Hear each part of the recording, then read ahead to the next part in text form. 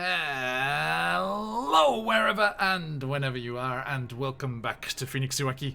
Welcome back to the southern shores of the Sea of Fallen Stars, to Chessenta's Tyranny, as we have the first of our split party sessions, as our group of revolutionaries have gone their separate ways around the Bay of Chessenta.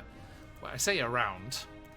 These three fine adventurers are making their way up the eastern side of the bay. The other two took a more direct northerly route straight into the water, and we shall see what happens there.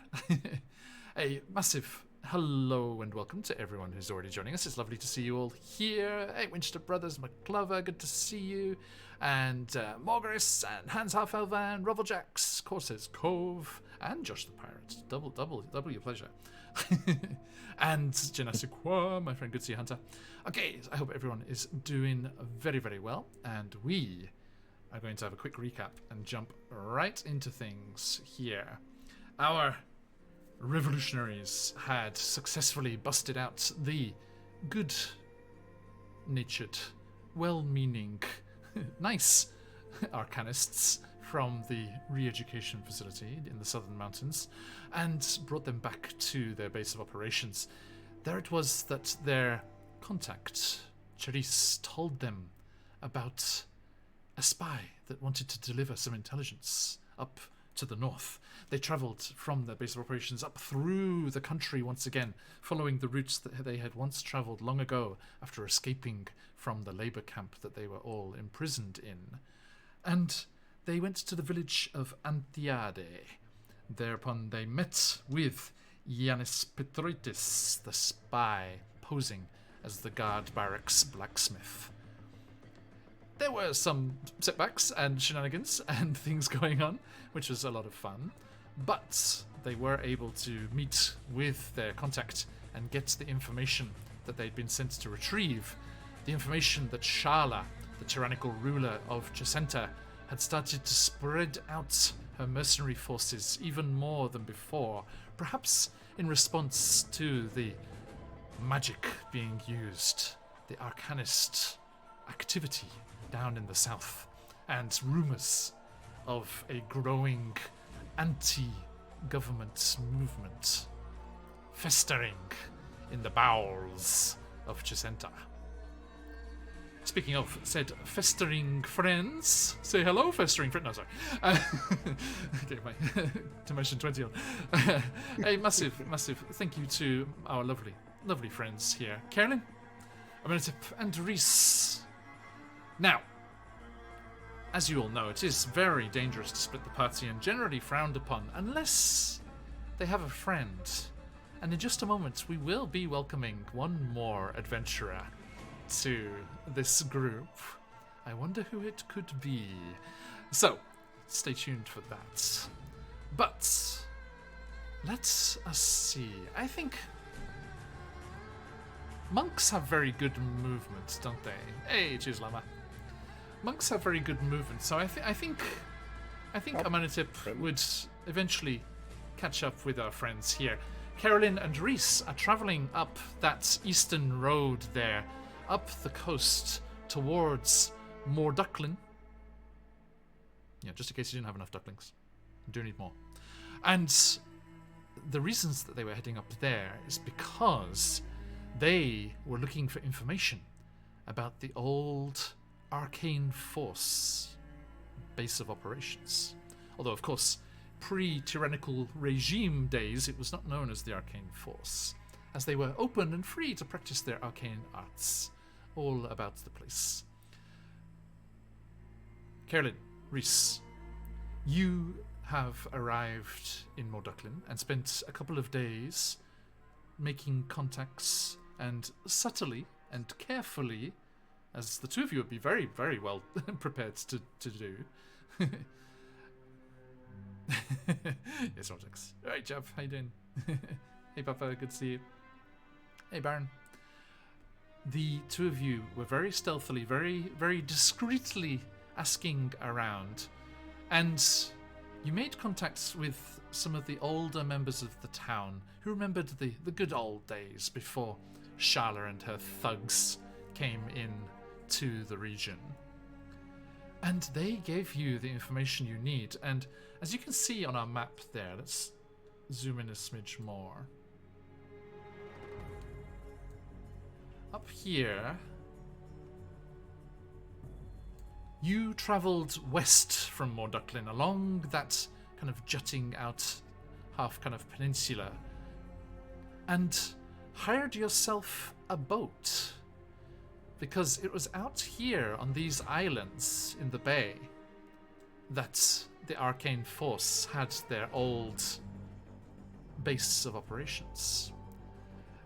Back in the days when they were open and free, so quite a palatial, ostentatious abode of one of the major spellcasters of Chessenta's illustrious arcane past. But let us not quite get to that boat just yet, because it was back in Morducklin as you were preparing to leave and make your way across the small stretch of water there that Amenhotep caught up with you. Carolyn. Reese. Just switch up the music here. You were moving about the docks of Morducklin, talking to fisherfolk and others who might be able to lend you a boat or hire a boat to you for your journey. You had to talk to some of the older fisherfolk, and you found an old kind of, sun-blasted kind of tangled mess of white hair, muscles like iron chains, like corded up under their heavily tanned skin. Fella in not much more than a loincloth, really, just on this hot sunny day, not having to cover themselves up from the elements and things. And you were talking to this fisherman and hoping that he might be able to take you across to the island. And he was overjoyed because the fish haven't been biting too much recently. And he was more than eager to have passengers, especially those that would offer up a little bit of treasure as well to tip over the side of the boat as they set sail, hoping not to bring the ire of Umberlee down upon their short voyage. Carolyn, Reese, we join you on the docks. I should jump over to my Myth sound set. We do have a docks one. Please hold.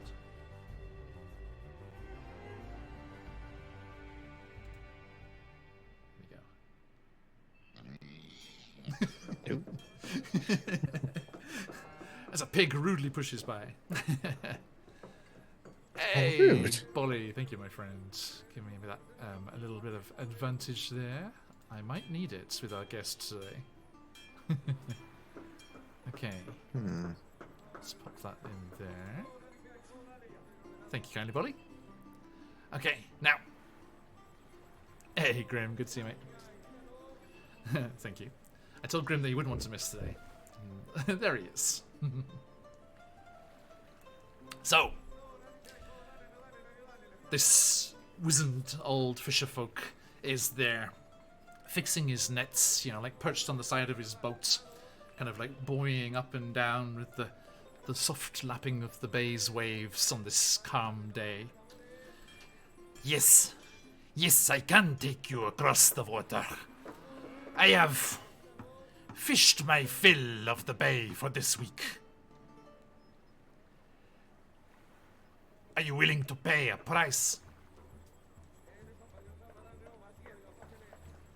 Well, what sort of price are we talking, darling, for, such wonderful passengers as ourselves? Kellen's attempting to, be a little flirtatious to sweeten the deal. She's not very good at it, canonically. Roll me a charisma check, just to see. Charisma check. Let me just bring up my character sheet. It's probably not going to be that great. Uh, oh, shit. Okay, 22. Nice. I stand corrected. He's like, I often wondered about having a beautiful figurehead on this humble ship of mine. Perhaps this day, and this voyage at least, I can pretend with such a beauty as yourself in my prow. That's part of the boat, just in case you don't know. I'm not suggesting anything. Sure, let's go with that. Yes. Well, fantastic. I believe we have an accord. Lovely, lovely. Oh, and 5 gold and 10 gold to dip into the water. I'm good for dipping in the water. But yes, absolutely. We will do that. We can do that, right? Reese, we can do that? Yes? Yes, obviously. Yes, absolutely. You can't be too careful. The sea bitch has been a bit frisky lately. Oh, I'm quite aware. Amenhotep, it is at this time that you catch sight of your friends, having asked around about 2 exotic strangers, and heard that they were down at the docks. So you can hail them from afar or sneak up on them. It's up to you. Oi! There you are, all of you. Carolyn, Reese, you turn and you see the long flowing wrapped robes of Amenhotep striding towards you with someone at their side who's clearly striding alongside them. Not just happenstance that they're, just passing by in a similar direction. And Amenhotep actually turns and claps them on the shoulder and points you out. They clearly talked about you before. Told you we'd catch up with them. And let me just pop over to... Hang on, see what order I'm going to do this in so we don't mess up things too much. Hang on, folks. Let me just do this very, very briefly. Oh, I know what I can do. As Amenhotep and the stranger approach, we shall jump in to this week's Chessenta's Tyranny.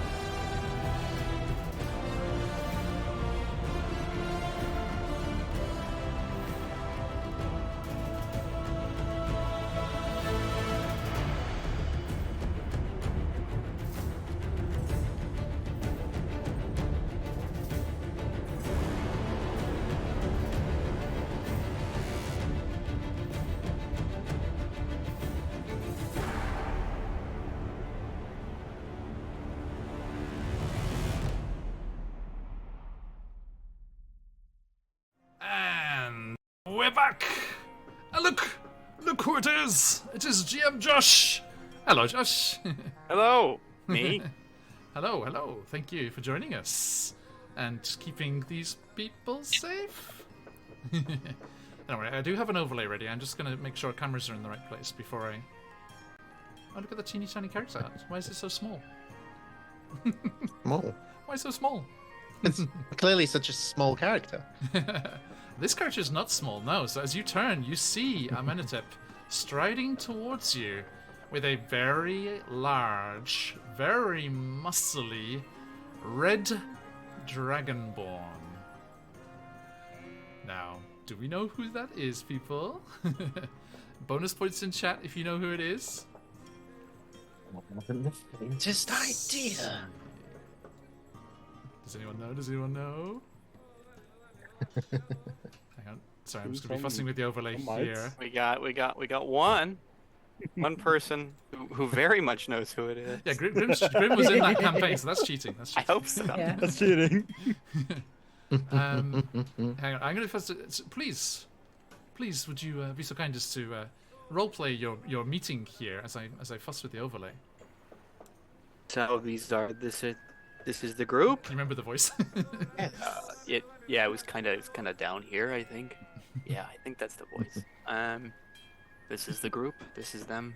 Yes, quite the intrepid little group of people. Quite curious, all of them, really. They've done great things already. You like them. I hope I will. I've heard a little bit about what you guys have been doing, but it's good to see people out here doing some work. Oh, well, some of the work we do we can't talk about here, but Well, trust me, they are great achievements. hello everyone. I'm Firemaw. Nice to meet you. Pleasure. Okay, good. I was worried your friends were very quiet.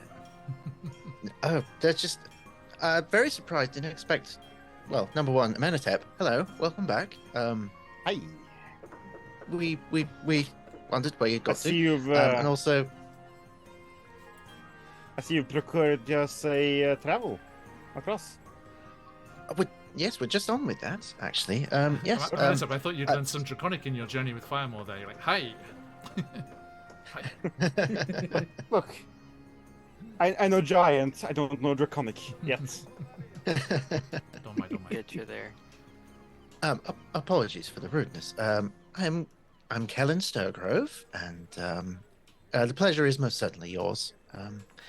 That's just what I always say. Don't take it as offense or anything, darling. And this is Reese. And Reese doesn't look like the character art. Reese looks like a very plain, generic elf today. Oh, I see.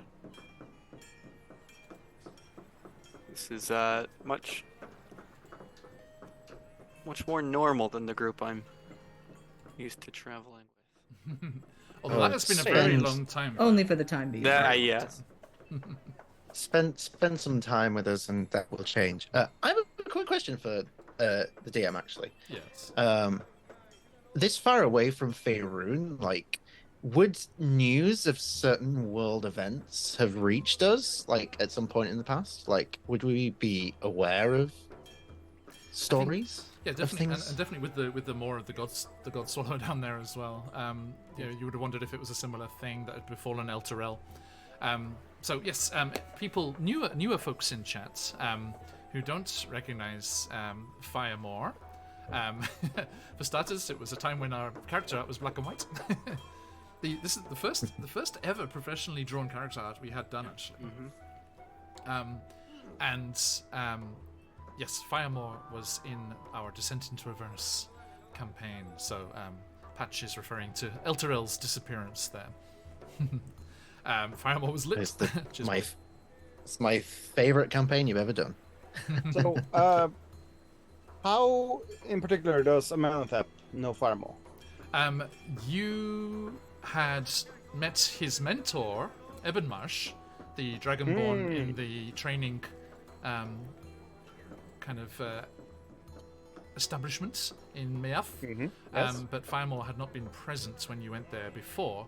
But I think you had been in your dealings with your brothers from Candela Obscura. You had contacted Ebenmarsh, and he had introduced you to Firemore, who had returned from some wanderings. And Firemore, as you said in the Descent into Avernus finale, after fighting pits and gladiatorial events outside and away from Baldur's Gate, you had become kind of disillusioned with not fighting for a cause. And Ebenmarsh introduced you to a Manitep who told you about his friends and their attempts to destabilize the horrible regime here in Chessenta. And you were able to meet up with Amenhotep and hear that he was traveling north to meet some of those fellow revolutionaries, and jumped at the chance to join in and fight for something again. Exactly. Sorry, Yes, so, people's cameras are messed up, so I'm just fussing around. Sorry, excuse me. My friend here, he's a student of Ebermarsh from Merith. Oh, Ebenmar, I remember. Yes, very large individual. Oh, Yeah. well met, friend. Well met. He'll lend us his strength now. Strength is always welcome. Most definitely. I must warn you. I don't know if you have any personal experience of such things. Most people don't, but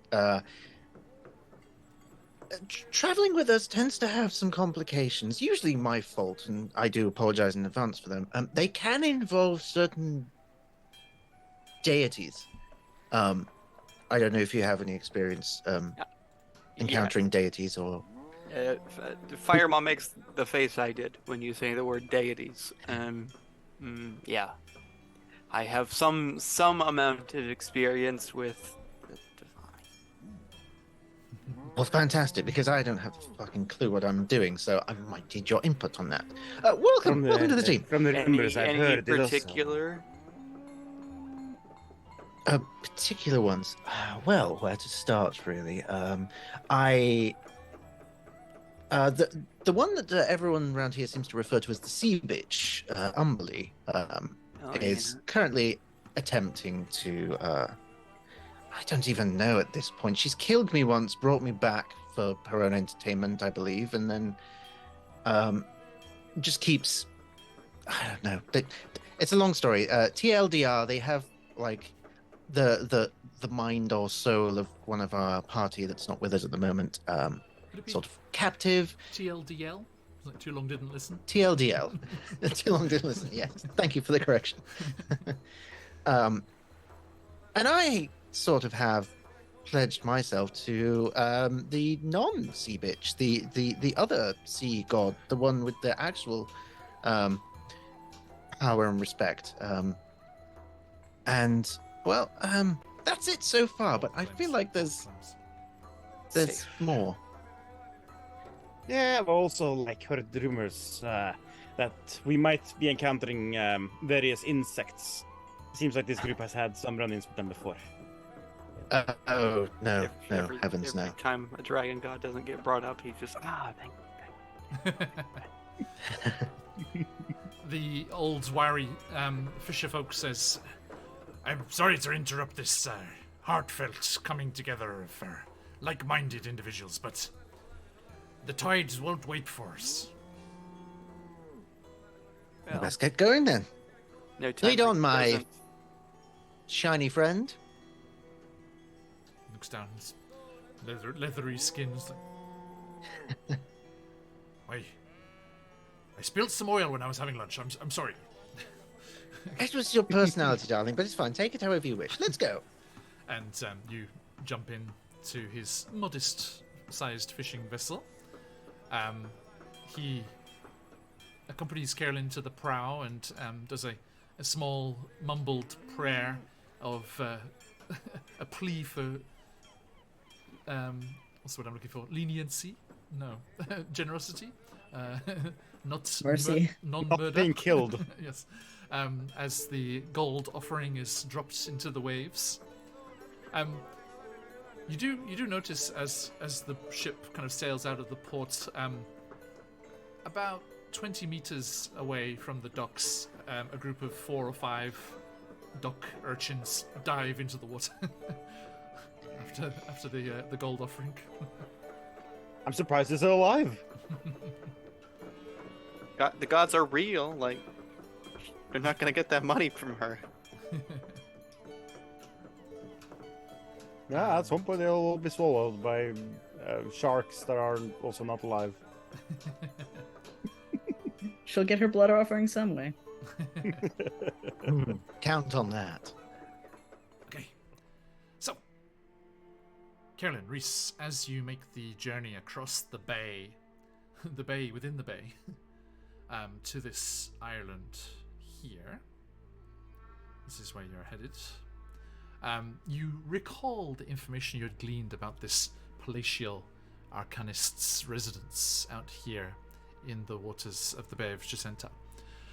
You were told that, back in the days when the arcane arts were not persecuted and hunted down, that this was a seat of learning and experimentation, and that the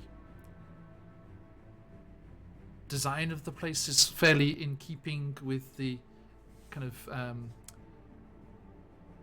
seaside locale, and has nice carvings and things of that type there, but had been raided and mostly destroyed when the crackdown on the arcane arts happened. Being relatively close to the capital city here, this was one of the first, being a well-known location, one of the first places to be attacked and taken care of, if I may use a old blue phrase. The journey is thankfully uneventful.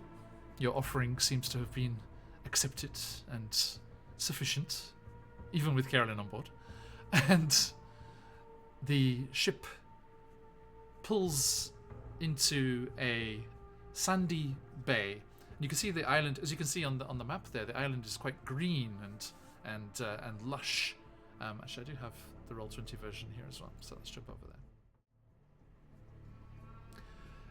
And you do see that it is covered mostly in almost jungle-like, forest, and which comes right down to the edges of the beaches and cliffs.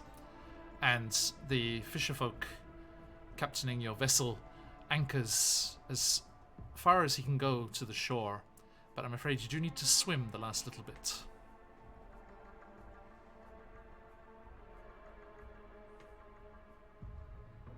Boy.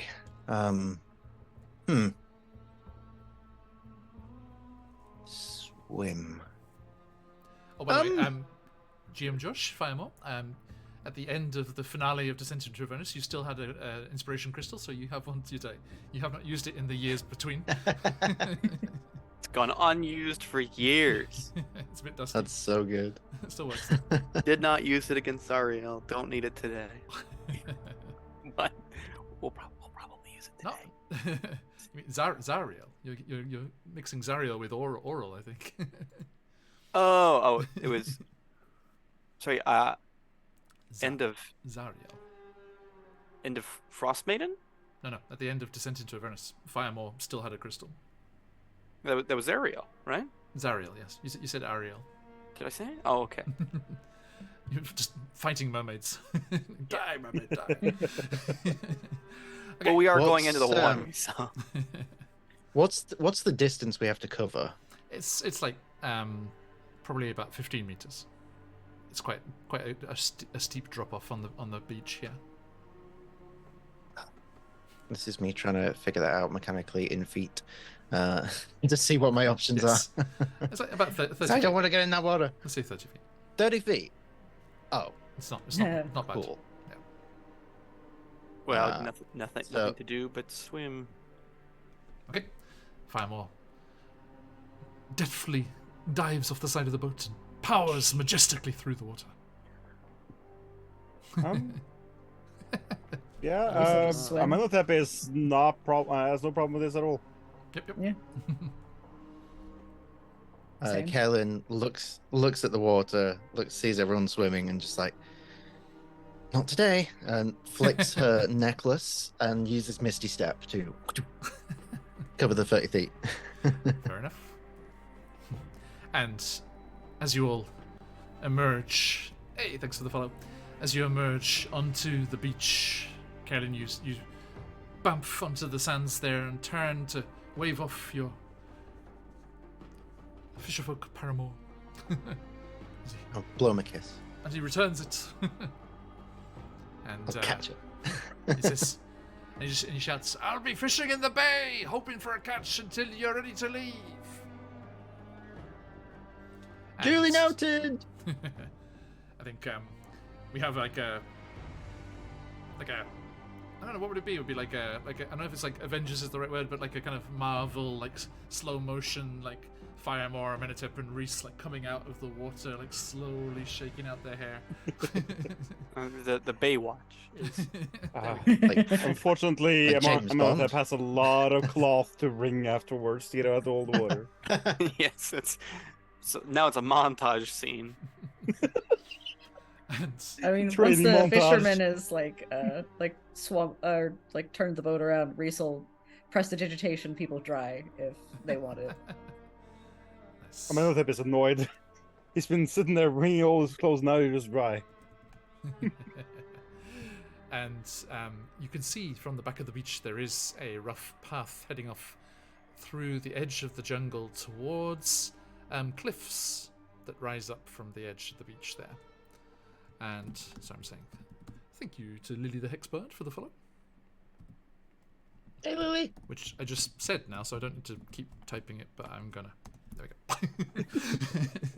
Okay, and you head off up the path, and you can hear the sounds of the jungle and the birds and creatures of this mysterious isle as you make your way towards the palatial ruins of this arcanist's observatory here. Also, once we are into the greenery, Reese will become that modeled green tiefling. Okay. Firemore, you see Reese shift into their form there. Oh, okay. This actually feels much better for me. And this is what I normally look like. I just like to blend in around people.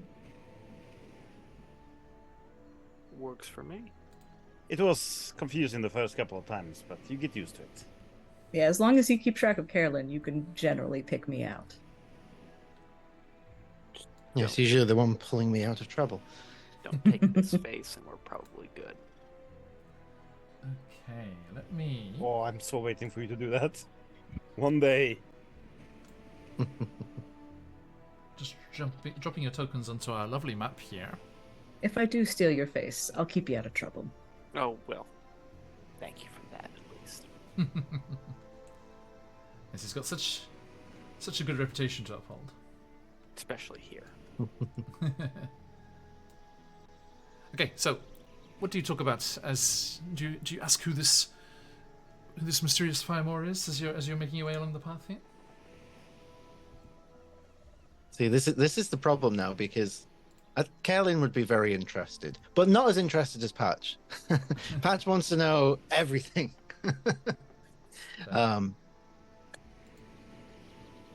I'm just trying to remember what we'd know from Ebonmarsh. Not much. He hasn't talked about Firemore too much, I don't think. No. So, Fireman, So- tell us about the story. What was that?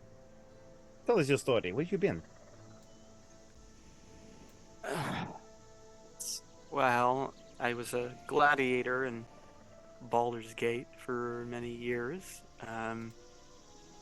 Before I took a boat to Candlekeep, and that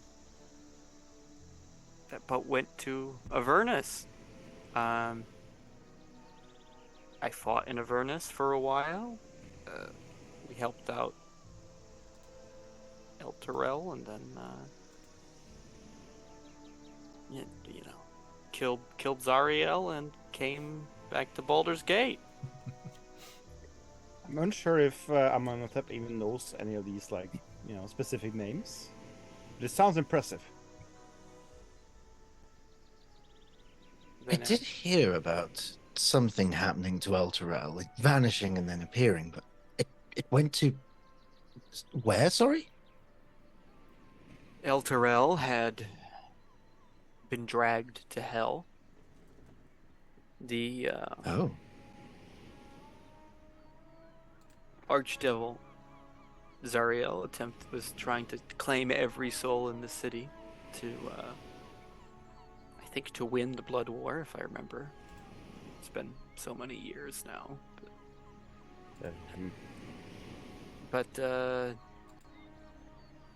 we were able to foil those plans, and I don't know if you can really kill an Archdevil, but we defeated her, and on her own plane of existence, as defeated as she can be. Yeah, Fireman doesn't understand that. Must kind have of been stuff. a Who powerful knows? magical item to pull an entire city into a different plane, different area. It was quite the magical item. Do you know much about El Terrell? Unfortunately, no. Yeah.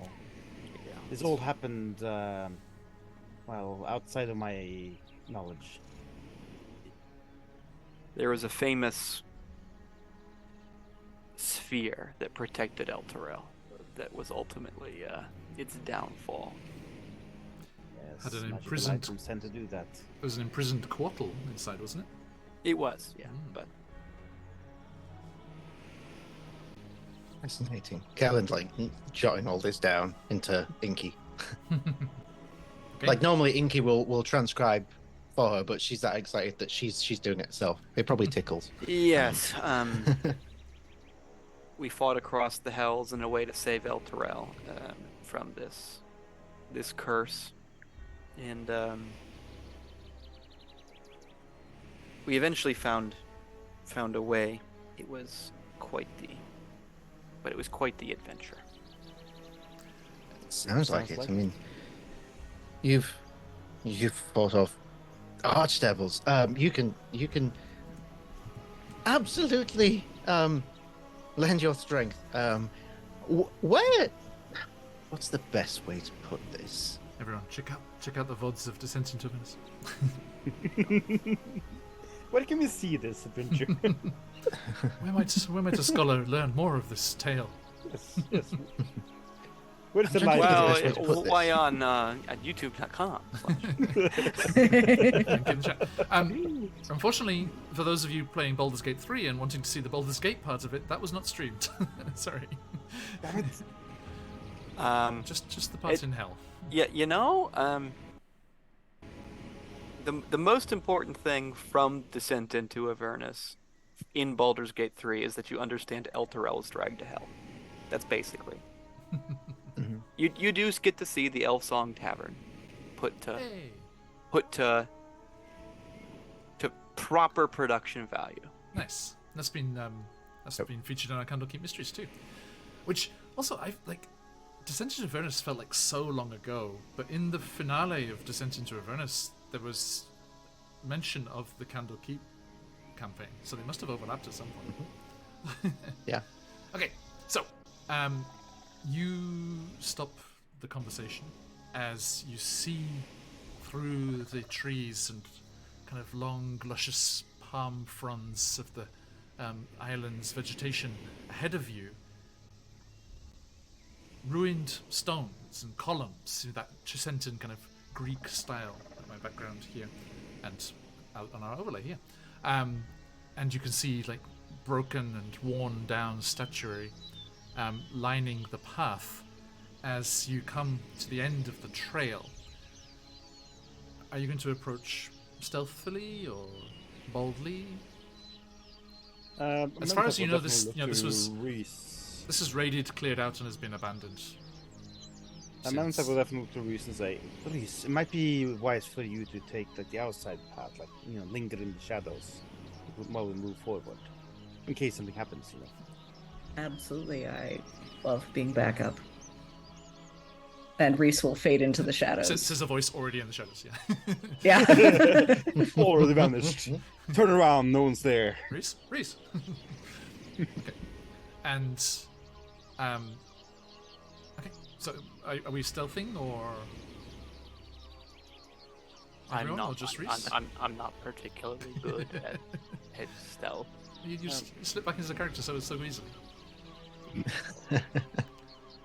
No, I think we'll be Do I ever fine. characters? I am fangirling so hard at the moment. So it's so good. Hey, let's lead the way, shall we, Firemore? Actually, sorry. The other ones. Josh, do you have vision on the map? I have 0 vision. Yeah, sorry. I sorry, it wasn't the dynamic lighting wasn't reacting to you, so my bad. Yes, and he takes the very big glaive in his hand and starts to walk forward. Okay. Menotep looks a little bit oppressed of the glaive. Oh, it's an impressive. It is glaive. very nice. Okay, so yeah, the trail clings to the mountainside and winds along the island's rocky coast for miles before ending at the Stone Palace, built 30 feet above the sea level. Waves crash against the rocks just below the palace walls, and the grand entrance features a colonnade of vine-wrapped pillars that leads to a stone double door carved with various aquatic creatures. Sections of the portico's roof have fallen in, and palm trees and ferns sprout from between the cracked flagstones, as you can see. Scores of harmless lizards use the shaded areas of the portico as a den, and east of the portico there is a 10-foot-tall statue choked with vines. It has the head and torso of a woman in that kind of Greek Chessentan style, but the base of the statue is showing fresher stone. It has been recarved recently, and whilst it is the head and torso of a woman, there is a twisting wave of water where her legs should be. Ah, Kaelin, this is your friend, I think. It does have a certain vibe. Well, I suppose Arius isn't here, so Thank you. Beyond the west side of the portico, there is an overgrown garden terrace that overlooks the thundering sea below. Let's keep our wits about us, eh? Check for traps. Keep your eyes out. it's basically everything that Reese does. So yeah, the statue is over here. If you want to if you make your way to that gap in the wall, you can see that whole area. I mean, do you want to go straight for the doors, or do you want to investigate the east or west? I mean, I think Kaelin would want to push forward, but she's also trying to not, like, she keeps being put in a leader position, and she doesn't want to be a leader. She's not ready to accept that yet. So. From a strategic point, it's better to check the sides first, but I think Menotep also would just push ahead. Okay. You guys, I'm loving it. I was just gonna let you guys have this show, but because I am. But yeah, let's go forward. I'm liking this. I'm liking this group. I am going to McClover's sub there. I'm going to give a spin to Firemore here as a welcome back. Hey. Llama, who's yours going to? You know, since he's new here, let's give one to Firemore. Let's give two. Two, okay. 2 to Double- 5. Double whammy. Let's have some fun. Grow size and grow size. Come on. Oh yeah, that's Yes, what we're let's hoping do for. Gigantic Also- fire maw. As Reese is sneaking along, he will be keeping an eye out for traps with his new Oh. observant feat. Oh, I saw that. Nice. Yep, Wild Magic Surge, and... Oh, phew, thank God. Whoops, all Wisdom. I was just worried it was going to be Strength. It wouldn't matter that much, John. True. So, Firemore, you are now 20 Wisdom. I feel so wise. I feel like we should go back and check that stuff It's out. the wisdom of age, Firemore. Yeah. Retired an adventurer who lives to retire is a wise one indeed. Yep. That wild magic is 20. A 20? Yep. Noted. Hey, Dutch Dungeons! Good to see you, friends. Welcome in, raiders. We are playing Chessenta's Tyranny. Our friends here are investigating an abandoned arcanist's observatory here, out on an island in the Bay of Chessenta. And we have Firemore from our old Descent into Avernus jumping in here. Bit of ball. Welcome in, raiders. Thanks for the shout outs. Everyone jump in and give Dutch Dungeons a follow if you're not already.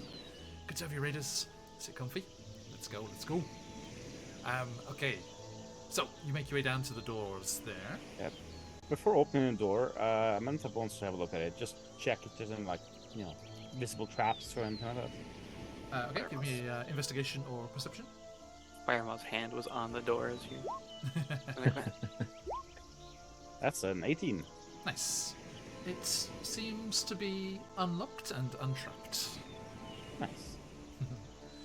Good to see you, friends. Welcome. This... And let's have a look here. So this is a double door. I assume Firemore's taking one side and Amantha's taking the other side. Sure. Yeah, he breaks with the crowbar. Okay. Oh, yeah. Sorry, I turned around and I got surprised, but I forgot you guys can open the doors as well. I was like, oh. Too much power. Yeah, Too much power. Okay, so you do make your way down there and open up those doors. They screech and squeal on rusted hinges, but do open. They are, as I said, unlocked. Now, beyond, you see a small antechamber with a torch bracket on the west wall. But there is no torch in the sconce. Instead, there is a perpetual flame spell. An active perpetual flame spell in the That's sconce. cool. I like that. And it is illuminating this. But you do see in front of you a 5 foot, nope, hang on, wrong bit. A very hefty looking portcullis blocking the way to the room south, which seems to be some sort of banquet chamber or something. There's a long table. You can see through the bars. Amenhotep, I'm going to carry your roll over there into that antechamber. The chamber also looks untrapped. Nice. Amenhotep steps inside. Okay. And there's the sconce with the fire, and that's the only thing Stop in this there, room. Josh. Yep. In that little entrance chamber, yeah. Fine. What would you like to give that portcullis a heave ho? Like I said, I already before we became the Pits, right? We used to have a different name. So take out the crowbar. No, go on. That's up in the Frostmaiden. Oh, that was Frostmaiden. Yeah. Well, I remain a part of that group. Me, Ton lives. Yeah. Tone. So we'll take up the crowbar. Also, I decided the death curse doesn't affect reborn, so Ton's safe. Oh, thank God! Thank God! As are 2/3 of the Candlekeep Mysteries. The sconce, is it attached to the wall? Yes, it is. Someone jumped into the Candlekeep Mysteries. New person jumped into the stream the other day, and they were like, "A cleric and 2 reborn. What happened?" I'm so worried for old Tom. No. But anyway, yeah. We'll try to just break off. Athletics check.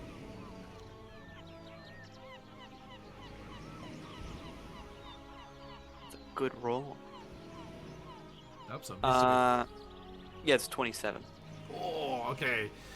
You see this aged dragonborn just prowl into the antechamber, and then just the arms and the shoulders and the back just bulge like there's like a bunch of coconuts under that scaly skin, and just ponderously, with a groaning of metal, the portcullis is raised up and lift it up above his head. Well, you're free to go in any time. You see just like a flash of green go by. I mean, I'm wants to try to tug on the sconce, but not before everyone has to enter first. Well, something interesting happens there, but just before we get to there. So yeah, Amanda said, Pierre, you pull on the sconce. It is firmly attached into the wall, I'm afraid. Good idea, though. Good idea. It's gonna dash in. But something interesting happens. Firemore's just, he's holding it a good, 7 feet off the ground, just above his head. But it's still, still 3 feet to the ceiling and the gap where it disappears into. And Carolyn, as you step through the antechamber and next to Firemore to step through, Firemore, you feel the weights lifted off your hands as our arcanist steps next to the portcullis and it rises up into the space silently. Well, that could have been much easier. Now, our friend Patch over there, Carolyn, does like to do their end credits scenes. Let's do a mid-session cutscene here as we shift to a different part of the same facility. So please forestall your meta-knowledge, players. And we see a glowing pool of water illuminated from within. And actually, over there's a different sound set. And next to this pool of water, we see a face illuminated by the eerie glow that's coming off it. And in the water, we can see a wavy image of the four of you moving into the portico outside the palace. And the light of this divination magic illuminates the face peering into the bowl, also scaled, but much smaller than Firemore's, with an elaborate skull over the top. Ah, yes! As I foresaw, for I am a great and powerful evoker. They have arrived. Prepare to defend yourselves, brothers, sisters, and make sure that furry bastard is well locked away. And you hear, yes, master.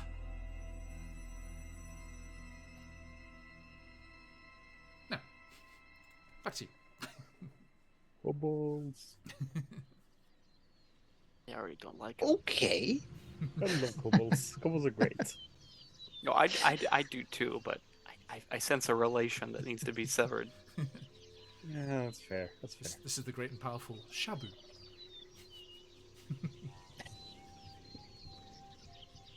I don't think that counts as an onomatopoeia, but it's the same kind of. It's close. It's close enough. Shabu shabu. Yeah. Right? Is it the motion of the waving of the? I can't remember. I think so. Right. Anyway, you make your way into that next area there, and it is much larger here, with the kind of balcony raised up and running around the east and west side. A rusty iron chandelier hangs by a chain above a once grand dining table situated in the middle of this large room. Light dapples the table through holes in the roof, and a few harmless tropical birds flap about. The tiled floor is littered with broken dishes, bird droppings, and other detritus. A wide staircase to the south climbs 5 feet to a raised gallery that surrounds the room. Old framed pictures of sailing ships hang on the gallery walls.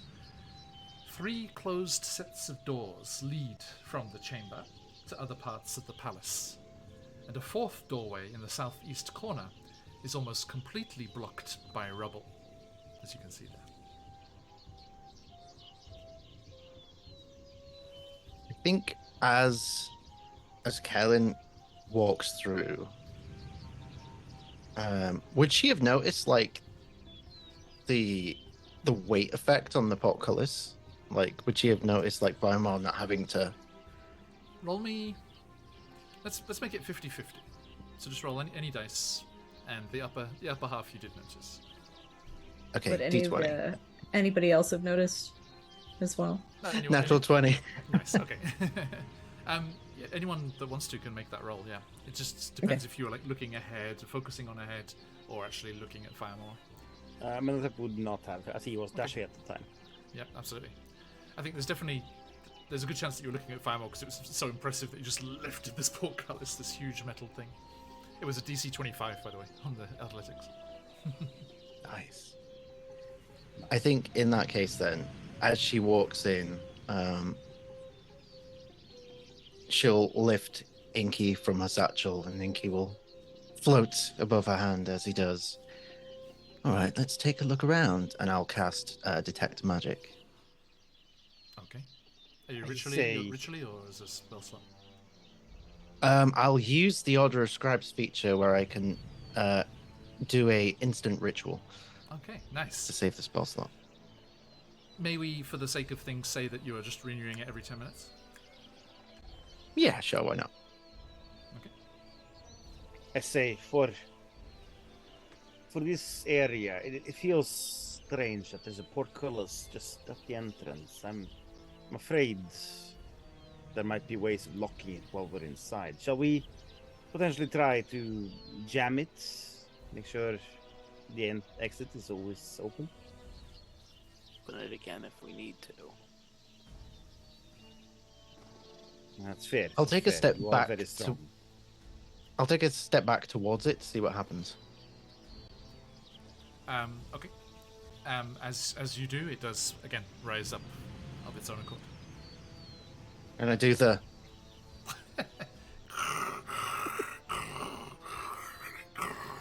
I think we'll be good.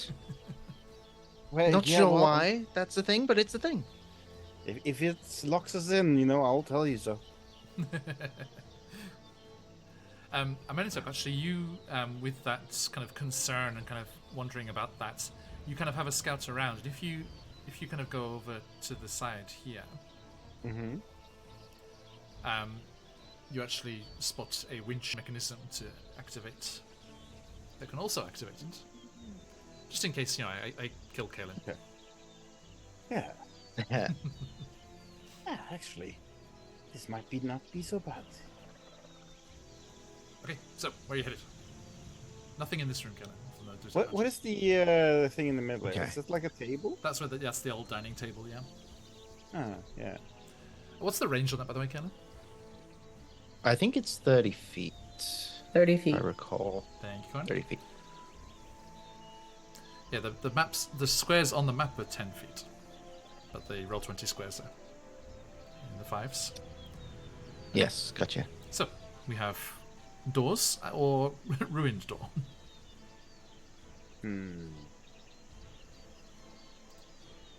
I'm new to this area. I don't. What am I seeing in through the ruined door over there? Please have a look. Like a pool? Oh, I don't like what I'm seeing over here. It's like this water pool.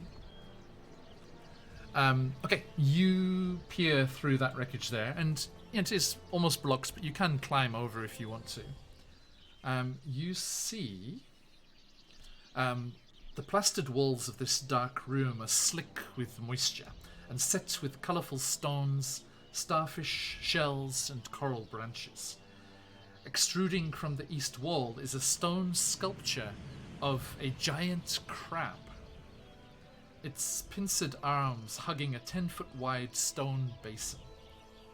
A trickle of water flows from the crab's mouth into the basin, and holes in the basin's rim serve as drains to keep it from overflowing. Now, crabs are basically just insects of the sea, so Carolyn should go well with this. And then there is a narrow window in the south wall, and you can hear the crash of tidal waves flowing in and out of a cave. I'm not going to do this to cause damage, but Amenhotep does get a swift slap round the back of his head for that comment. It's especially as In fact, no, I'll make it better. Inky closes and thwacks him on the back of the head. so especially as Amenhotep is making jokes about things that scuff us. True. He's heard stories. Fair. Oh, I'll clarify as well for Firemore. Inky that I keep referring to is my sentient spell book that I created. Hi, hello. Inquisite. I'm scared of Dragonborn. Inquisite You're Scribes of huge. Quidlington. We breathe fire. I can understand why you would be scared. Yes, please stay away from my paper. Shall we let this sit for now? I feel like I see something like a break in the wall over there too. You gonna clamber in? Oh, it is curious. I do want to, yes. Please do. To the disdainted voice of the god that's talking to me.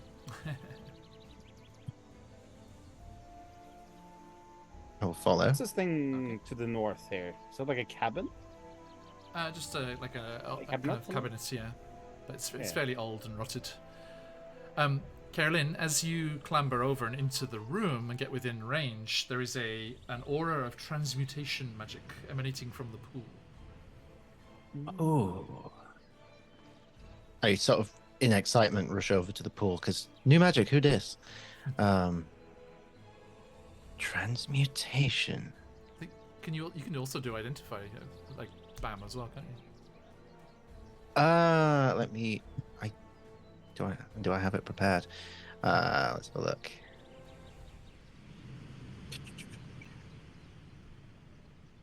No, it's technically it's something I can only do once. Okay, An instant ritual, I see. but I could ritually cast Identify, but that's 10 minutes.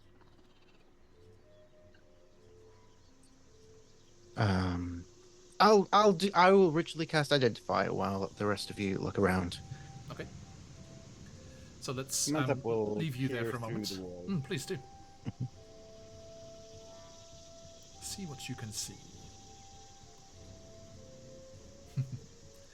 As you look There's- out through the wall there, you can actually, I think you can probably actually fit through, potentially. So you could peer your head through and see more than you can see from your token there, if you want to move just one more south. Yeah, like there. Yeah. Okay, so yeah, you peer through there, Amenhotep, and you see seawater rushing in and out of this damp cave, crashing against the walls and filling the cave with cold spray. Clinging to the wall beyond the door is a beyond a door is a semicircular stone balcony. And near the back of the cave on the east side, there is a sagging bridge made of frayed ropes and wooden planks. Between them, carved in the north wall, is the narrow open window, which you are looking through.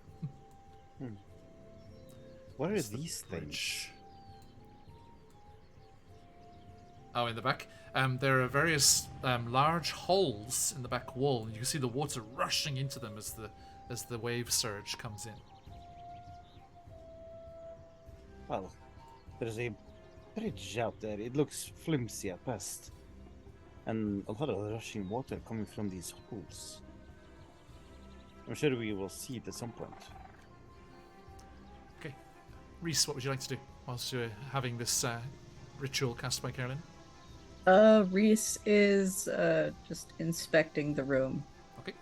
for any traps or anything that, because it is like that, anything else that might be magically reactive. Okay. Give me investigation or perception. Okay. That is an 18 on the die, so perception is going to be. I'm terrible. 27. Nice. You poke around the room, and you find under some of that rubble, you see something glinting as you look at it from this side, and kind of lifting the stones and moving them aside, you find a religious symbol of Umberly. A twin wave parting in the middle.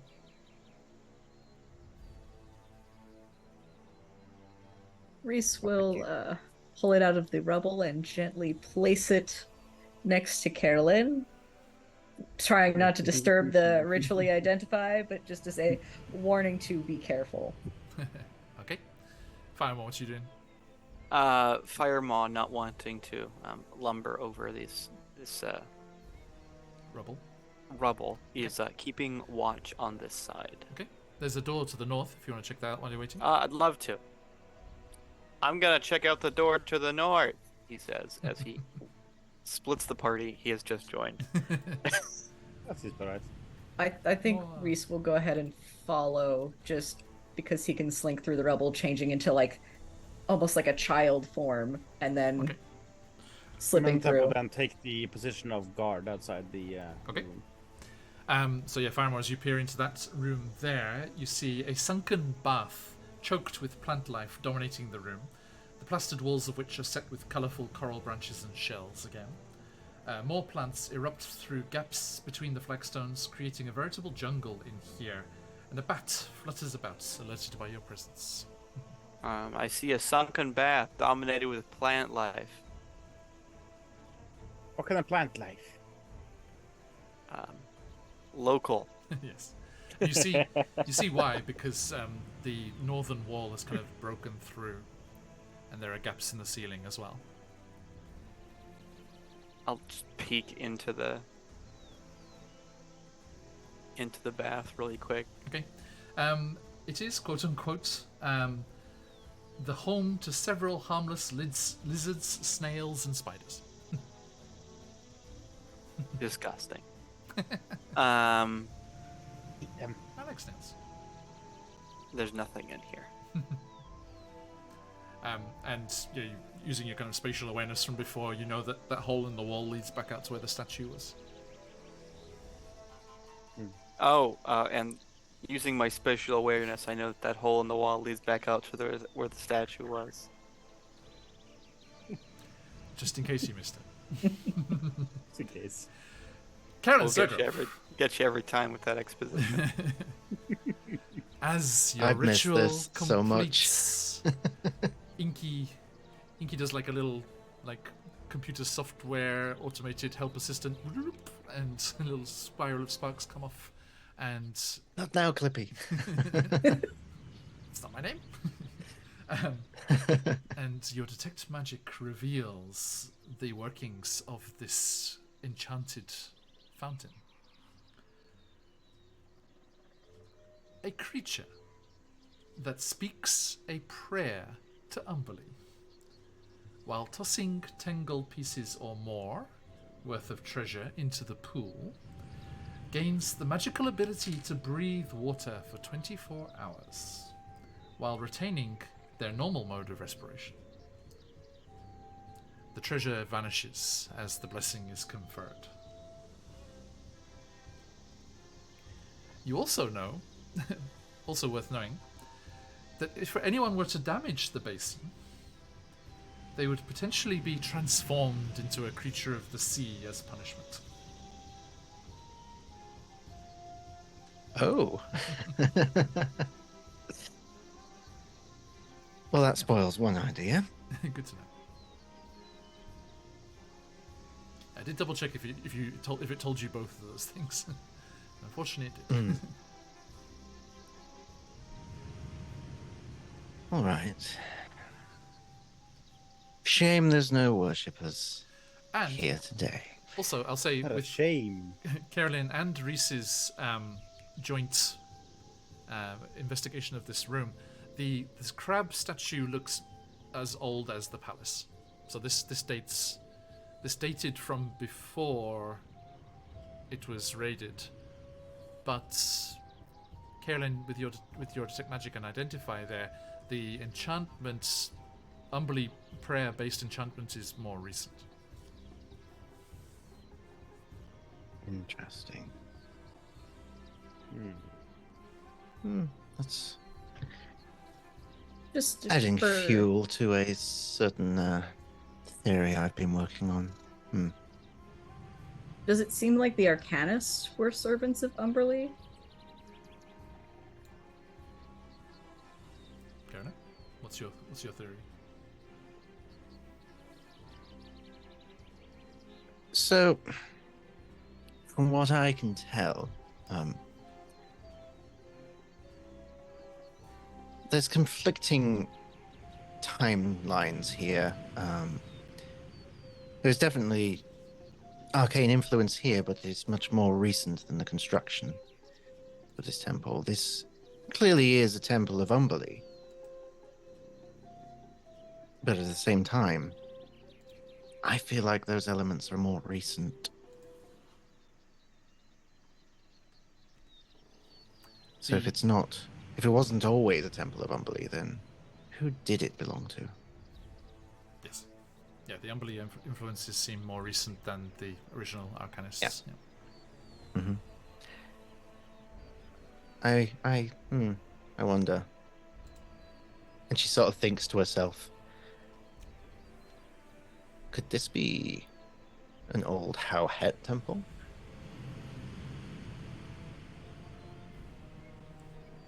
Okay. Anyway, that's the first room. Perhaps. Still plenty more to look at. Please, make your way where you will.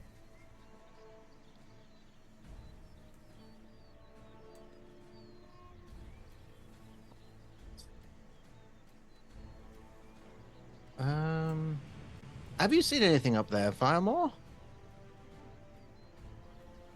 There's nothing there, except my spatial awareness tells me that Fascinating. that hole in the wall leads to the statue. We know! Just making sure that everyone knows. One of the, It's important for clarity. one of the snails says, we know! Don't Okay. like snails. So, 2 doors to the west. Let's look at this one first. Mm-hmm. Yes, let's go. Oh. Oh. This room would have been a good red wedding room. The walkway all the way around for crossbow firers. Don't get any ideas. Okay, so you open the lower door. Yes. I don't think I should have. Good choice. I know, I like it. Let me just. Did that work? I'm kind of a button guy, like lower guy. Is it? Oh, there we go. Okay.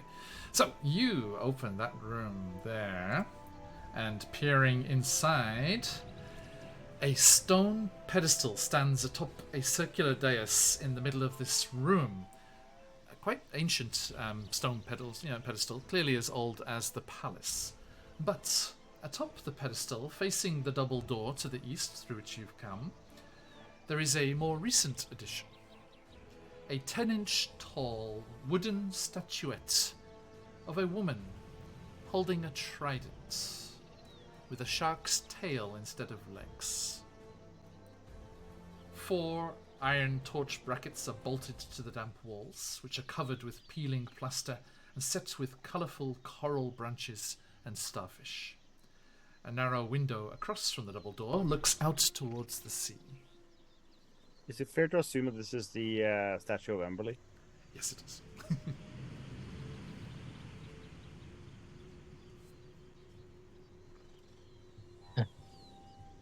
Everywhere I go, she's obsessed. She's obsessed, clearly. Yes, she definitely made this one for you specifically.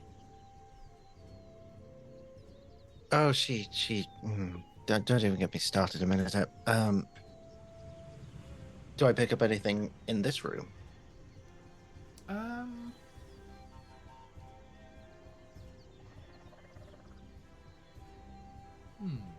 Good question. That's a good thing or not. I just need to check something. Sorry, please hold. I hold onto Firemore. Please, investigation checks now. Stacked. There's clearly traps here. Bold of you to assume Maurice is not constantly checking for traps. No, Yeah. that's fair. That's fair. If you need it, my passive perception is 24 and passive investigation is 22. There's always one bastard. It takes observant. I'm Yep, paranoid. it's usually I'm a criminal. it's fun fact, it's usually me, and I didn't do it this level up because I didn't want to burden you with it, and then I mentioned it to Aelin, and he was like, "Oh, it's fine, I took it." If there was ever going to be a the character, best. it was going to be Reese. Yeah. Wait, 100%. get a feed at level 5? There is. I mean, Well, no, what are you it's looking my at? fourth Grace? level What are you cleric. checking? Traps, anything that would trigger Okay. on us entering this room. Okay. Well, let's do a kind of combined thing here. Carolyn, you do sense a certain subtle evocation magic coming from the statuette, and Reese, as you're looking around and investigating, you do see on the trident of the statue a delicately inscribed arcane mark. But you do not know what it is. Reese just generally assumes that Umberly means danger. It's a good standpoint to come from. Mhm.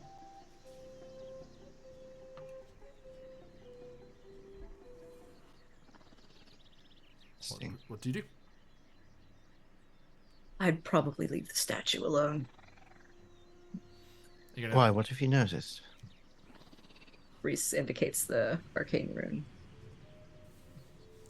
Oh, I'm gonna get all up in that. Let me take a look. Yes, and Carolyn, this is Samantha something leaves the room. you have had the opportunity to see before, but you didn't check, and it went off in your face. This is a glyph of Yeah. warding. Oh, I remember this.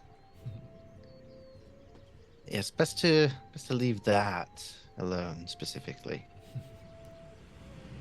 Remember that time that thing blew up in our faces? Yeah, the one time I didn't check for traps, Yes. never again. Lessons Never learned. again. Yes, of course. Reese, I will say that passive perception will not find traps. Okay, 'Cause that's fine. that's- I'm happy to actively look for That them. definitely needs to be searched for, yeah. But it's good for finding secret doors. If you want the Secret active, tunnels. it would be 22. Nice. Okay, so are you investigating the room anymore, or moving on? There are no doors. There's just the window on the far side. I see no reason to continue here. Unless you want to break the Kimberly window. is usually bad, so I don't want to keep looking at that face. So let's go. I'm even gonna be as thorough and close the door at us. Sure. Last one out closes the door. One door closes, another one opens, as they say. Were you born in a barn? Okay. Not this one. So, moving up to the top there, you find... where are we at? This room contains a number of beds, couches, and other furnishings, all of which are cheap but recent. And they have been used. Plaster has fallen from the ceiling and walls, adding to the disarray of the room. But across from the double door, there is another window looking out to the sea. And it looks like you could climb. It was big enough to climb through.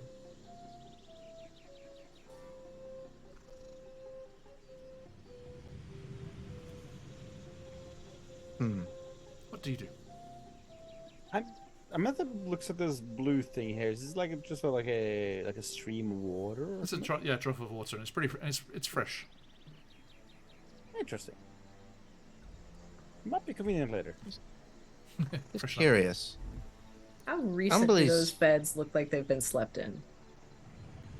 I mean, the bedding is new-ish. You know, it's not great and not also wonderfully clean or anything, but yeah, it's not ancient either, like the palace. It's not from the before times. But it's not like radiating heat or anything. No, not that recent.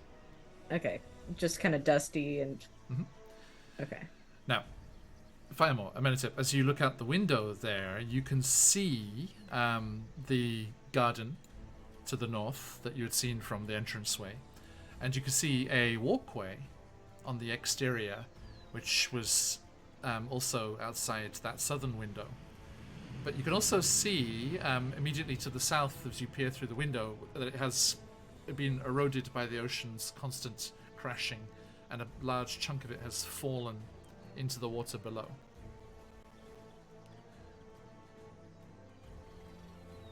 Seems that there was a walkway here, but we can only access wherever it led from that room. You climbing through a minute? Just to get the vision.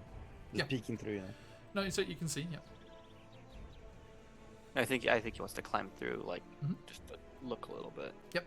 And Amenhotep, you do see that the walkway does continue to the south, beyond where it's broken, and that southern window from where that Umbali statue was, that does actually exit onto that southern part. So if you went through the statue room, you could miss this broken part.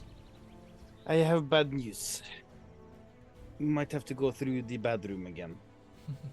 And cross in through the window.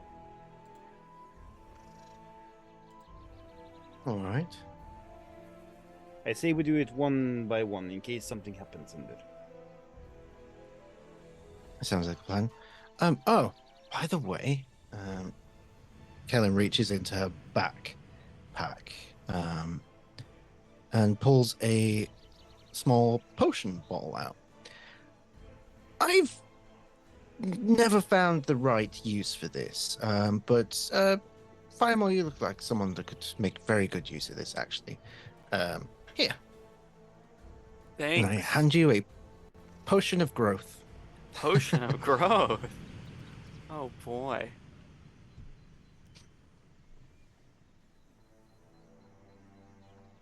If you're going to drink that, I would drink it after clambering through windows. I was Yes. not planning to drink that before I clambered through the window.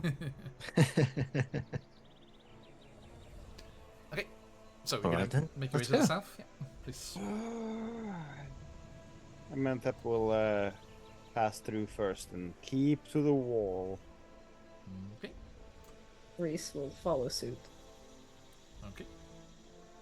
I'll go around the other wall, Noted. The just window, side-eyeing the statue the whole way. the window's wide enough to climb through there. The statue doesn't move. Or And- explode. or explode. And Amenhotep, as you go down the walkway to the south, there is another doorway. The flooring here, is it like, is it slippery from the water or is it... A little, Yeah. but not that you need to make a check. Okay. There's a door here. There is. Well, let's get ready and see what's in here. It's gonna like, so. Actually, please, would you check it for traps first? Sure. Reese bringing up the rear, Okay. just kind of scooch in. I have one job in this goddamn party, and I'm goddamn gonna do it. Oh yeah, absolutely. Okay, The roll me dice are reflecting that. perception or investigation. That was another 18 on the dice, plus 9, 27. Nice. Seems untrapped and unlocked. I'm good at a handful of things, and it's stealth and perception and stealing. Okay. So, Oh, you throw open the door and you hear fire as the the guards with crossbows were waiting on the other side. Can I make a dex check to try and close that door real quick? You didn't open it. It was Firemore or Okay. Amenhotep. Okay. Oh. And my friends, we are going to be availing ourselves of the lovely MCDM rules of minion combat. These are minions. There is a lot of them, true. But if one of them suffers any damage from an attack or a failed saving throw, they immediately die. If you are doing a melee attack and cause more than their max HP of damage, you can continue that attack onto another minion. If you do more than double, you can do 2 and carry on onto a third. Oh. Area of effect spells and things will kill them if they fail the saving throw, but if they pass the saving throw, they do not take half damage. They just survive. So either or. And they attack in groups. So there are 2 groups of crossbow firers here. The first one is firing at, because Firemore and Amenhotep are there. The first group of 5 is firing at Firemore. I need. What do I need? 20. I need a 17 or higher. They got +3. I'm going to use my crystal, roll with advantage. Please. Yay, 17. Meets it, beats it. And you just see Firemore just like, is like, this way, right? Flings open the door and then just gets pincushioned by 5 crossbow bolts. Firemore, you take 5 piercing damage. He looks perturbed. And Amenhotep, at you, does a 15 hit. A 15. Why am I at 10 AC? That makes no sense. No, you would have had the long rest. You're good.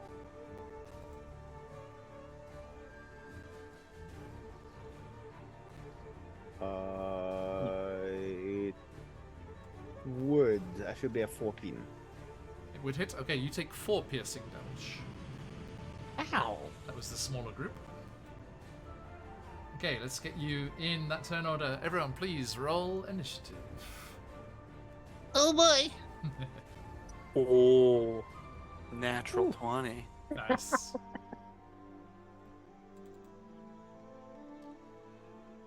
Got me a 19. For a total of 20. I rolled a natural 1 for a total of 6. Goddamn. Where is That's 17. my stat block? There it is.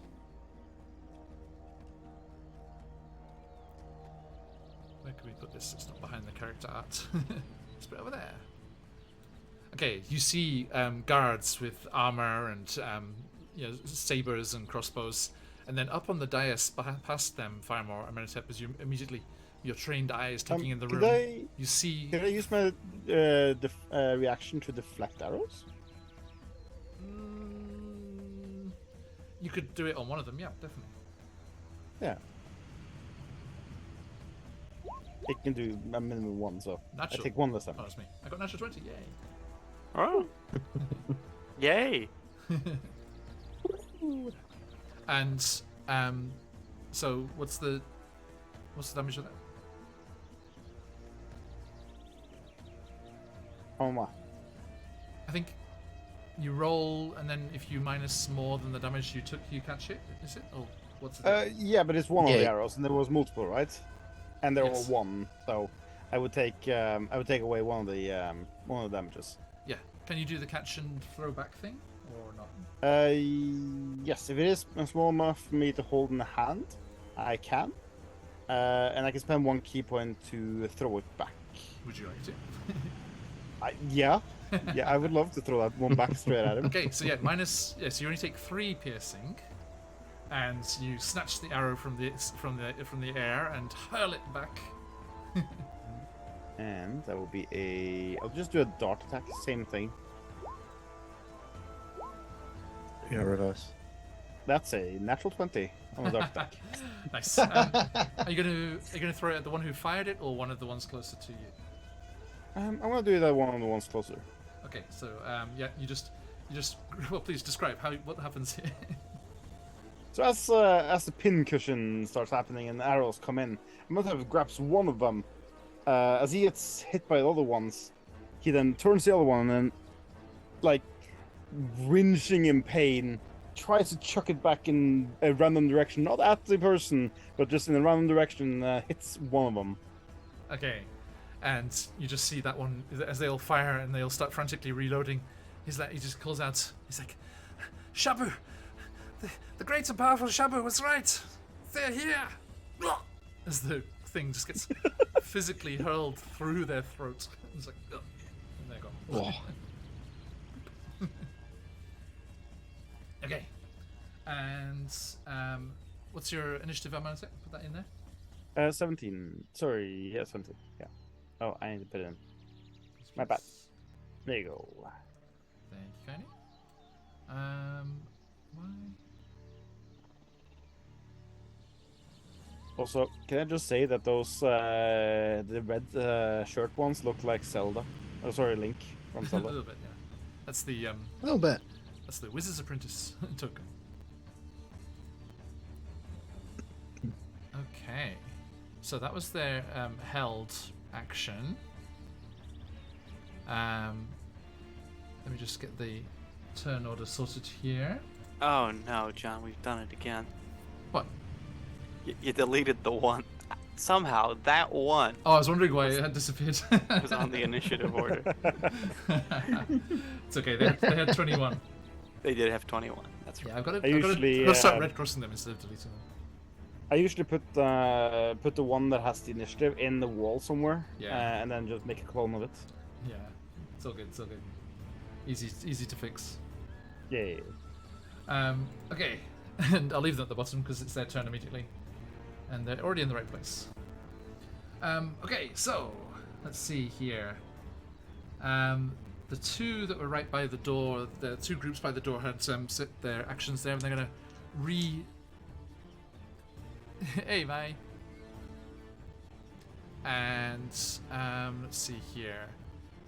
I need to get rid of my advantage crystal.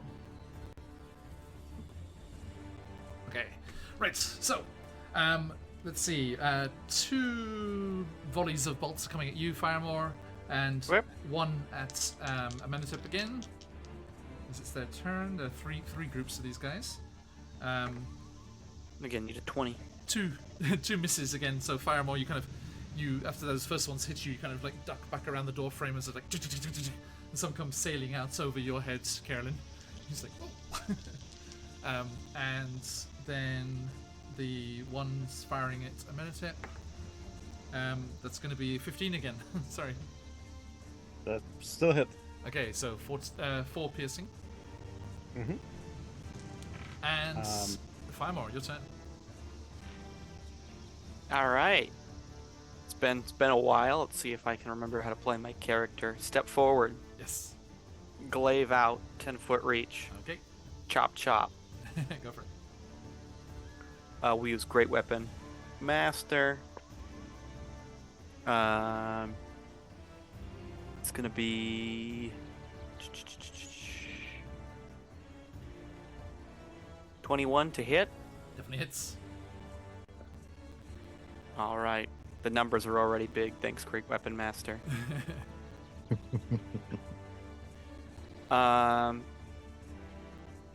21 of the slashing variety damage. Okay. So let me just. They each have 1 hit point. You just cleared the room. Let me just chill out a few of these elements here so we can get a bit more smooth Sirenscape here.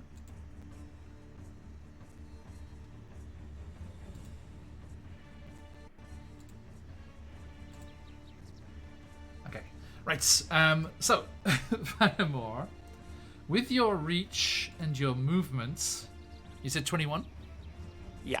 Okay, they don't have 1 hit point, but they have 5, which is less than a quarter of 21. So you step in and you see Firemore step into the room, ignoring these crossbow bolts flying by him. This glaive with these magical markings on it, illuminated, glowing viciously in the darkened room, just almost leave a trail in the air behind them as it dances and swirls. And Firemore feels all of that muscle memory kicking back in. And all 4 of those guards right by the door are cut down.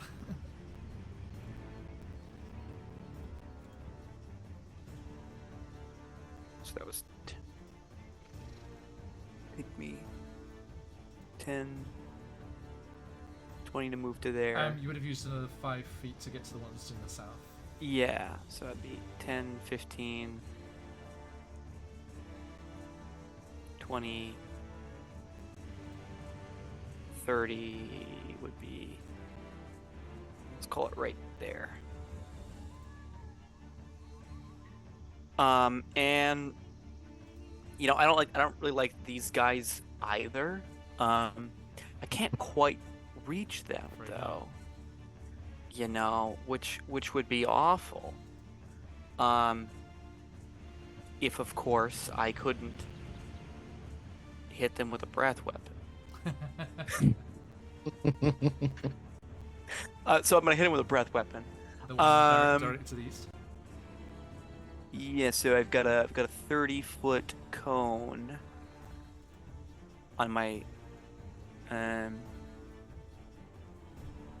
so I would, wow, I hit a lot more than I thought I would. What's the spread on a 30-foot cone? Josh, What? it's been a while, but why don't you? It has been a while. I didn't know this was a thing that could be done. Yep. They have now they now have a cone measuring thing. I love it. Not showing up That on the is- player version. Sorry, chat. You can't see. Hadouken. Yeah. So I mean, we tilted a little bit to try to see if we can't get the guys. But that's wonderful. I love that. There you go. Wow. Isn't that cool? Oh my That's really God, cool. that's the most amazing thing I Yeah, have ever. it's been missing, definitely. Yeah. So I think the only. Go ahead. we give them the fire. When do we get this stuff? What's the saving throw? Proficiency plus con. It's only 14, but you know, some people will fail it. DC 14. It's DC 14. Okay. Sorry, I didn't tell you what is fire. Fire is Dex. Dex. Okay, I'm just gonna double check that. Is it half or completely saved? With It doesn't matter because with minions, if they save, they're okay. they save, they're okay. If they don't save, they die. Okay, our bandits have a dexterity. Is it? Yeah.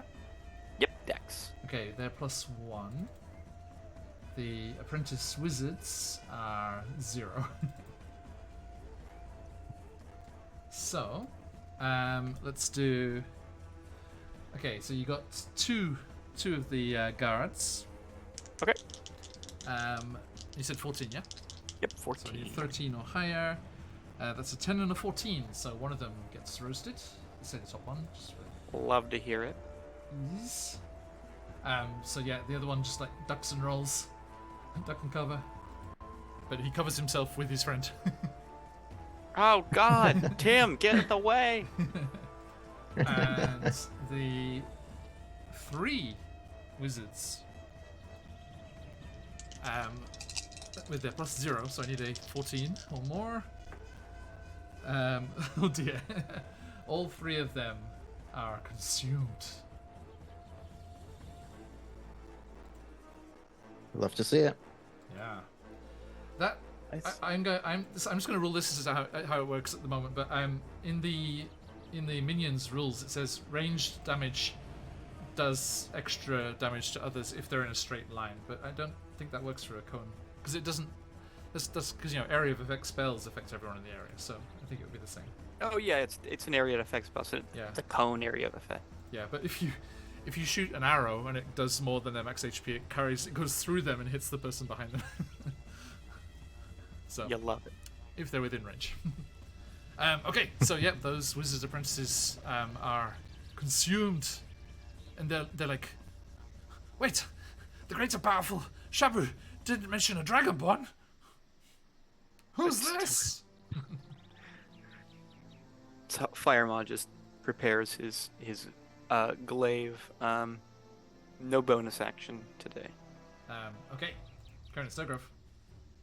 with a minute up on deck. Okay, here we go. So Carolyn's going to use her 30 feet of movement to burst through the door, assessing all the death Carnage. around. Yes.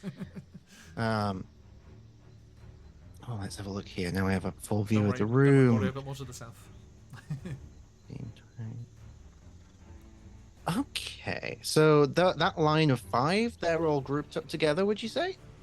I mean, they are where they are. They're guarding that entranceway to the south there. Amazing. I'm going to take advantage of the recent level up and these minions rules as Kellen bursts into the room, Yes. looks around at everybody, Yes. notices the group all stood together, clicks her fingers and the spectral quill appears in her hand and she lashes it forwards. I'm gonna need a Constitution saving throw with a DC of 14 as Kaelin, for the first time since the level up, casts Lacerate. Is it on 1 or what's the area? It targets 1, Okay. but it does a lot of damage, so it might not just be 1. No, because unless it's an area of effect spell, that wouldn't affect the others. Oh, okay, so I'm gonna make an example of 1. I mean, you can change the spell if you want. You didn't know that. So. I think the idea was the damage holdover, but I think that's melee only. Yes, or a ranged, a ranged arrow or something would go in a line. Oh, okay. Okay, 1 second. I had the character sheet open on my phone, but it's showing that I don't have any spells, which is incorrect. So let me just bring it up on desktop. Nice. Fun fact, I just realized okay, about okay. the minion rules. Yep. Magic missile just kills them with no roll. Yeah. I was thinking the same. It's such a powerful spell. Oh wow! Do I have that? I've used magic missile. I a do. lot I don't in have it Baldur's Gate. prepared. I don't have it prepared. God damn it. Just while you're Okay, looking there, okay. actually, Firemore, as you dived in there and your glaive, long in retirement, was brought to bear on these guards of this temple here, we do smash cut to a kind of desert-like, heat-blasted wasteland, and a cowled figure twitches. I knew you'd come out of retirement. And you see them leap out of shot vertically up. Uh-oh. Oh dear. Sure, that's fine. Okay, I have a different spell, but it's not going to be as good. But it will. I will swap the spell if you allow for Kellen's Blazing Kiss. Okay. It's been a while since I've done that. So that requires, I believe it's the same throw. It's a 30-foot line, 5 feet wide. Can you? And it requires. If you can do like that Yavis move that I did outside the library, and you can run down next to them, that would be really good. But I've used my 30 feet of movement, You wouldn't have enough to get so I there. can't, unfortunately. So I'll say that. How do you do the thing? I'll say you could get this one at the bottom of the steps. Yeah, those two there, and the one on the far right. You could get 2 there. Yeah, that's kind of how it's looking like. That's so the best one, isn't it? Yeah. it's either do it like that. I don't know if you can see that or not. I can. Yeah, so it's either like that or yeah. Yeah, those 2. Ah, That's the best one. decisions. That's the best one. They're the 2. Okay, we'll do that one. Mhm. Yeah. So Okay, that let's do with that. saving throw. It's again fire, so it should be Dex 14.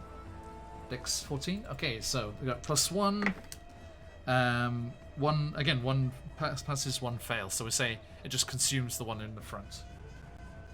Yes. And yeah, so just whoosh, scorching forward from your hand, goes crashing into that first one there. Oh, it's got the stone dungeon effect on it. Why? Why is that? Okay, boom. Thank you. Anything else on your turn? I believe I don't have any bonus actions, so I think that's it. Okay. Yes, should be that fine. That was like, and it's consumed in flames there. Amanatip. Mantep will rush in to the room. With his 40-foot movement speed, he will. Reese, what did you roll for initiative? I rolled a natural 1. Yay! I've never seen you that low down. I don't think. I can get. Oh, we can get here. That's fine. We'll dash over here. Okay, leapfrog over Karen. Yeah. Slide under the giant bad. 11. Dashing under. And using the momentum of his dash, his movement, Yes. he's gonna put all his force into one punch and One punch try to man. Yep. knock this guy back towards the guy behind him. Okay, go for it. Let's see. I believe what Let's he's saying just is do a he's straight unarmed. using an improvised weapon. Oh, unarmed attack. Yes, yes. No, Ooh, improvised it's weapon. 11. The improvised weapon is the minion. Yes. 11 on it. 11 misses, I'm afraid. Ah. As you come sliding Well, forward, he's going. he raises up and you go to punch and he just like slams your fist aside with his crossbow. Well, the fun thing is we're gonna follow that up with the level 5 feature extra attack No, and try to do a gut punch. not more than one attack. Oh no. Blocked by another. Oh, yes. Not issue. There's a reason this one has survived this long. Seems like it, yes. He turns and yells to the others. See? This is how you fend them off. Now drive them into the sea. Okay, anything else? I'm sitting wondering if I should flurry of blows or not. Kinda want to. Screw it. Let's flurry of blows too. Okay, go for it. Give him 2 more. Hoo-has.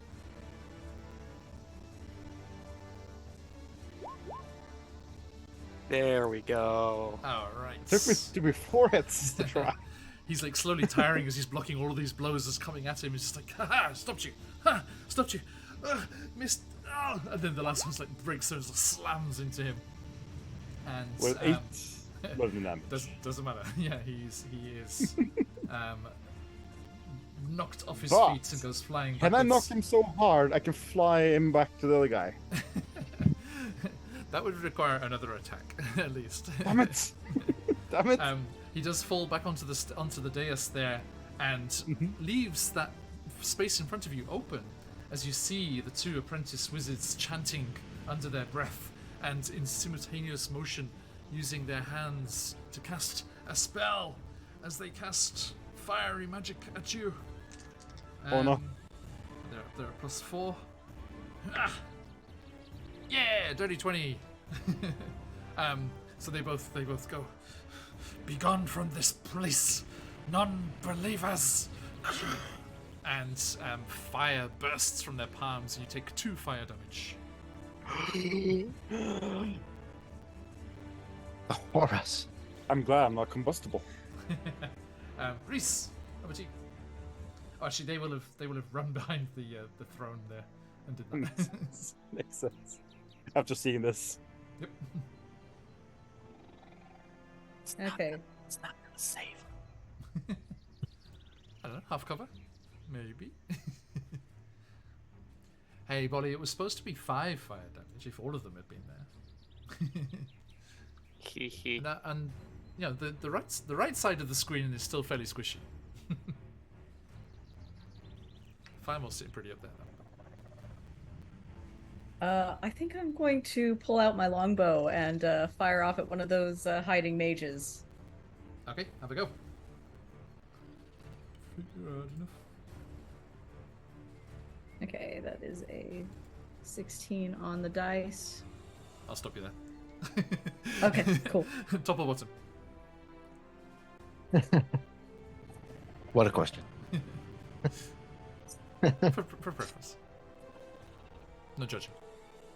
And that is 10 damage. Okay. It's okay. With minions, it doesn't matter. It's okay. Okay. If you hit, Just making sure. Yeah, because they're not in a line. If you were like directly above or below them, then it would have hit more than one. But from that angle there, you're going to get one of them. Couldn't you Do I technically pin hit them this to the guy door and instead? pierce through? Already said they're aiming Yeah, for if the you- wizard. If you shoot through Firemaw, you get the other two. You're far more to take it. I mean, you'd have to get more than Firemaw's HP to go through. Not gonna happen. I'm not gonna shoot the hero. Nuh-uh. Welcome back, Josh. Oh, bye. Okay. So yes, they're Pleasure like, playing with you all. quick, brother, behind the throne. Let us pick them off one by one. And they like scuttle back there and just like and just gets pinned to that door behind them. The other one's like, oh, shit. Okay. And that's anything else in your turn, Reese? Considering I'm not high enough level rogue yet, no. Okay. Let's see. That's that guy. Okay. Just for ease of clarity here, and because it's not the one that's in the initiative order, those two can disappear. Be gone. Okay. As you hear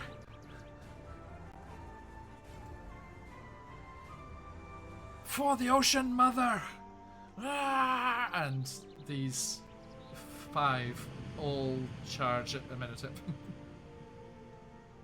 Uh-oh.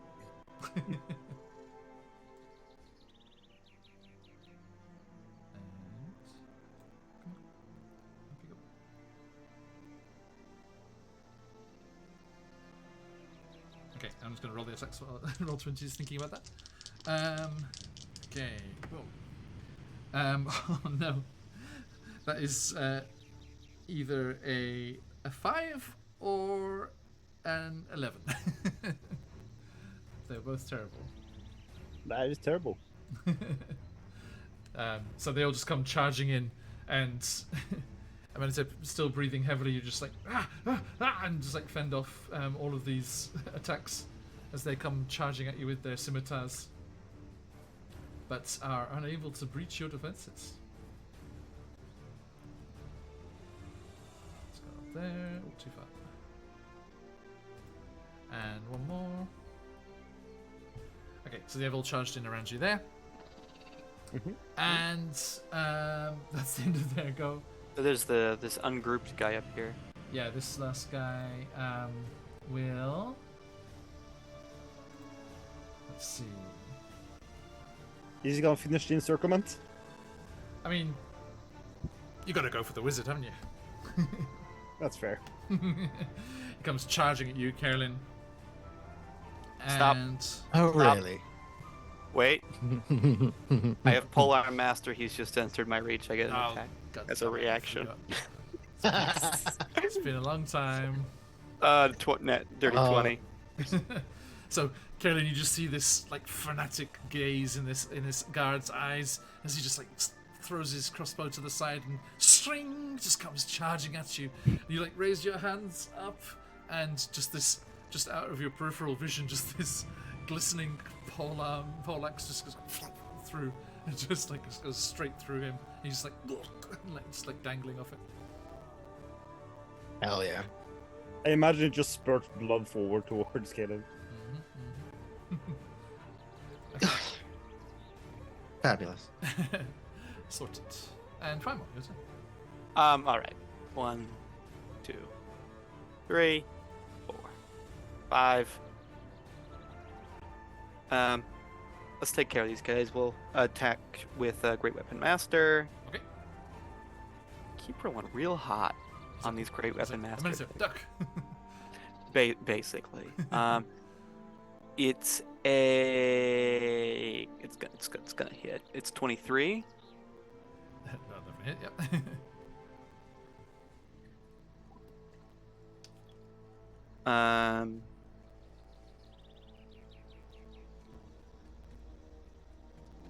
Just a second. We love this part. It's the best part of playing Firemon. 26.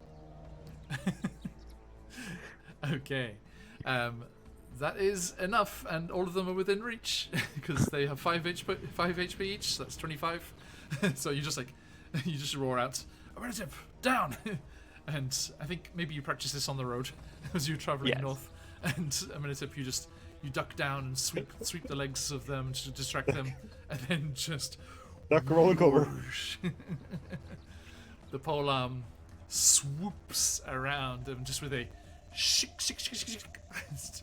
5 heads go flying, and Amenhotep, 5 decapitated bodies collapse around you. And you can You are see very efficient, man. the wizard behind the throne there is desperately scrabbling at that door. But it's not their turn yet. We'll leave this to my new compatriots to take care of the wizard. Yep. Let me just. And by my new compatriots, I of course mean Rice, as I use commanding strike to allow them to attack on my turn. Reese.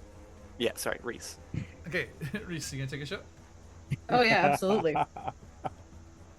What do you shout, Fireball? Get the last one. Come on, think. That is a 15 on the dice. 15 hits. Sweet. Okay, so they just turn and like scrabbling at the door, trying to get it open. They're like, "Greater powerful Shabu! Greater powerful Shabu!" And then just between the shoulder Yep. blades, and just like a slow. Probably like right down the through door. like the neck and just down. That works. That works. Okay. And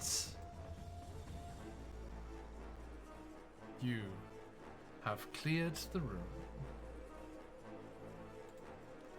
Let's calm this down here. Oh, it's been a while. Okay. So let me clear this out here. Boop. And boop. Okay. And this guy's done. Now, investigating the room here, you get a first like proper look at it after the flurry of combat. Peeling murals adorn plastered walls of this throne room depicting tentacled sea monsters dragging storm-tossed ships to their doom. Set into the plaster are white coral branches and mosaics in the form of sharks made of decorative stones and shells. Pillars carved to look like thick strands of kelp supports the cracked 30-foot-high domed ceiling. And 2 pairs of statues, again in that Chessenta style, stand on the opposite sides of the room. And between the southern pair, there is that dark hallway that was being blocked by those guards. Set into the wall opposite the throne on the dais there, which looks like a recent addition, there is a 9-foot-tall arched window that looks over the sea.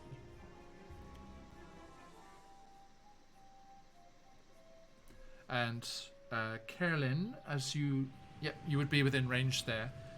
There is a strong transmutation aura from the throne.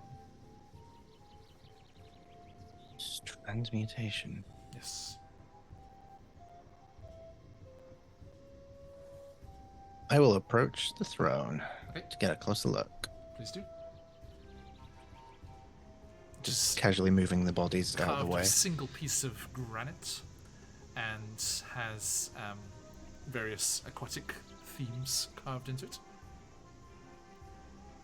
And does it match the iconography for Umberly, or is it the older influence? There are no symbols of Umberly on it, but it is a modern carving. Yeah. Okay. You think the Arcanists that lived here before wouldn't have had a throne on a dais like this? Yeah. Okay. Well, now, would I have heard the calls out to this Shabu? Yes. I'll be right. Okay, so Yes. I think at this point, Kellen probably just sort of loiters around the throne. Oh, Shabu? Was it Shabu? We've come to talk. Do come down. Your friends are making a mess on the floor. There is no response in the immediate vicinity. Yes, Benedict. They were all using crossbows, right? Or Yeah, was there they have bows? the guards had crossbows and scimitars. Yeah. So they will be using bolts then, right? Mm-hmm. Mantep's gonna just walk around and collect a couple of bolts. Okay, no problem. Might come in useful if he runs out of darts. Nice. Yeah, you could take the. I suppose they wouldn't have arrowheads on them, but yeah, you could definitely use them. Yeah. Yeah, Okay. he usually throws darts, but bolts are basically just long darts. True. Reese, how about It's a you? very good point, actually. Can I look for a dagger? Yep. The apprentices have them. I'm going to take a dagger because I don't have a weapon. Might come in handy. Don't have anything. No, I had a quarterstaff at the start of the campaign, and I got rid of it. Okay. Your blacksmith friend can hook you up with something if you want something like that. This throne, it looks Possibly. nice. I'll just take a dagger for now. I do have something in mind, but Yep. not yet. So, Reese, what you do? Reese recollects his arrows, cleans up a little bit, and probably just touches up Carolyn just out of habit. Okay. you, dear. But also will take the extra daggers because you can never have too many knives.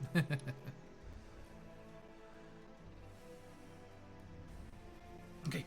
So, Caroline, are you doing anything with the throne or moving on? I suppose since I'm up there, I will take a closer look at it and see if I can divulge anything with the knowledge of the transmutation. Okay. I mean, if whilst the others are collecting the weapons and things, you could do another ritual. I could. Rituals I take 1 suppose. hour, right? 10 minutes. 10 minutes. Okay.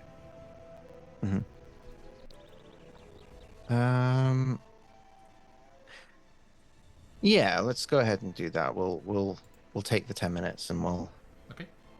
identify. Okay. A humanoid that sits in the throne can use it to cast the control weather spell without needing components. As long as the creature remains seated in the throne, it doesn't need to concentrate to maintain the spell. And leaving the throne ends the effect, whereupon the weather gradually returns to normal. And you remember the fisher folk saying how the sea bitch was seeming frisky recently, which was probably evident in unusual weather and conditions on the water. And Damn, that's high level magic. another effect that can be done here: a humanoid that sits in the throne can transform itself into a seagull or an octopus. The effect is identical to the polymorph spell, except the duration is 8 hours, and the creature can end the effect on themselves at any time. Wait, so it like you sit in the throne and you get to do that once, I'm assuming? Or do you just learn that ability by sitting down? That's It's just, yeah, it's something that can be done by using the throne. There's no mention of a tuning or anything, just a humanoid that sits on the throne. So what you're saying is we're No. gonna carry this throne with us. I could probably do it. I mean It is with all £3,000. With all that it writes that because it knowledge. knows people want it. with all that knowledge, she's not picked up any negative side effects. She's gonna sit down. Okay. And transform. You can end it anytime. I think she will, but before that, she wants to try the other thing. Okay. She wants to try the weather thing. Because because that's high level magic, and she's never experienced high level magic before. So that's what she's going for. Okay. Let's look here. It takes quite a long time to change. It's a D4 times 10 minutes. Hey, thank you, Phantom. Yes, yeah, the sign-ups for Virtual GreyhawkCon start tomorrow. And you can join my game, The Drums of Narul. Hell yeah. Because I think her, like, she's not... Okay, that's not too bad. I think she's looking for mainly like just that experience of wielding high level magic and see if she can learn anything from it. She's not going to learn the spell. It's an 8th level spell. Yep. It's very powerful. She's level 5. But yeah, I think she's just kind of like seeing, I don't know, maybe trying to arcana check herself to see what her potential could be, if that makes sense. It's kind of like an inward thing. Kind of check yourself before you wreck yourself. Exactly. Which she will. Okay, so all of you see Carolyn sit on the throne and place her hands on the arms of it. And as subtle markings in the throne that weren't visible before illuminate with a kind of aquamarine light, that same light glows in Carolyn's eyes, and her hair starts to float around her head as if she were submerged underwater.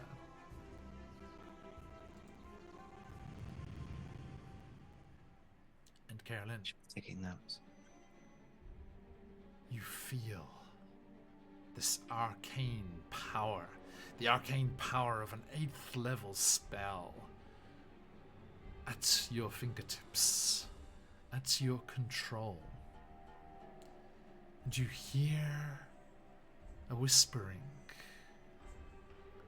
not of your Corey's voice, but the same voice you heard when you found God. Yes, this is the power you're destined for. This is the power that is rightfully yours and will be one day. The power to drive out those who oppose you, those who would crush this land under their mailed fist. Use it.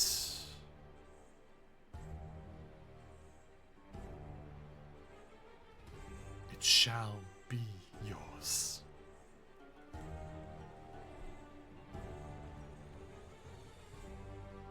I think she just smiles and probably says in response, and probably out loud for everyone else to hear as well, just, well met, Howhat. Well met indeed.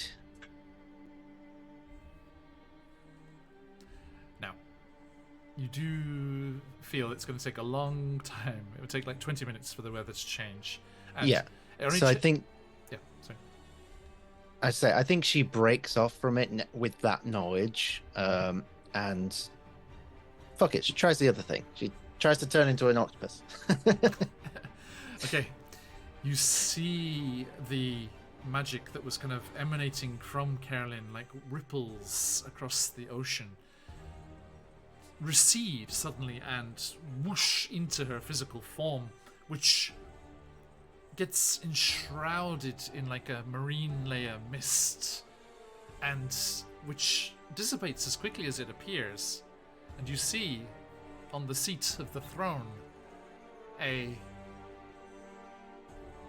slimy, naturally sized octopus, the color of Carolyn's hair.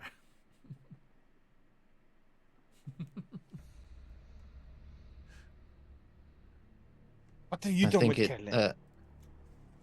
I think the Kerlintopus, or whatever you want to call it, just flops out of the throne, and then she reappears, sat on the floor, like, what a rush. Whew. I know what this place is, and that was fun. That was amazing. And sorry, mine's racing. I'm fine. I'm fine. I just wanted to try that, and it worked, and that was quite fun. I don't know if I'll be able to do it again.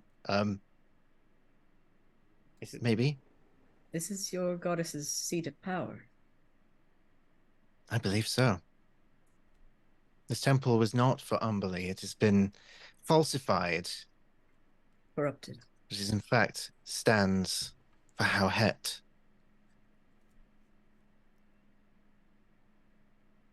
We keep seeing this, don't we? Umberly slowly trying to encroach upon the things that don't belong to her. And she thinks about Arius.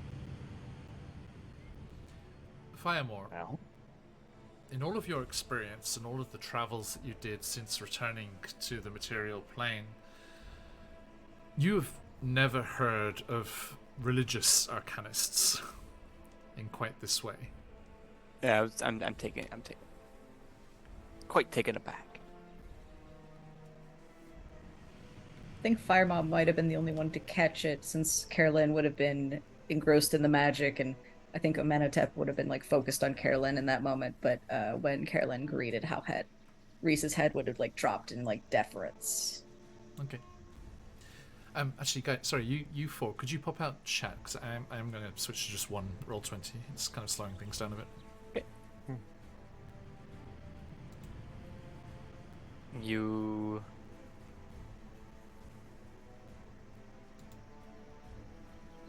all revere some arcane god? Not me. I serve Bastet. Like, there's like a little like flicker of a coin and like a cat's shadow.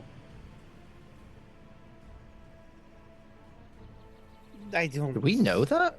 Have you shared hear that much. before?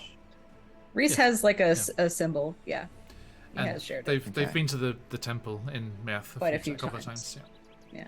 Hmm. I don't I hear just couldn't much. quite God, remember. It's more the physical world that I. One thing, My concern.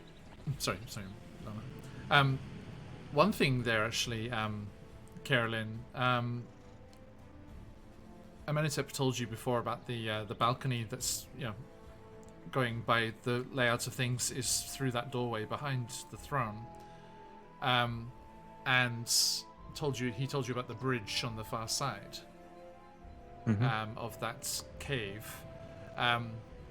Seagulls would make that journey very easily. Or there's the passage to the Okay. south. Let's make a move.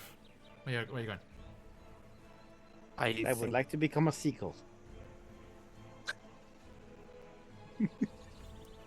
I think Carolyn's gonna try to turn herself into a seagull, but she's not gonna sit down because she's testing this. She wants to see if she now just has this ability or if it involves. No, you do have Sitting to down You first. do have to be sat down. Yes.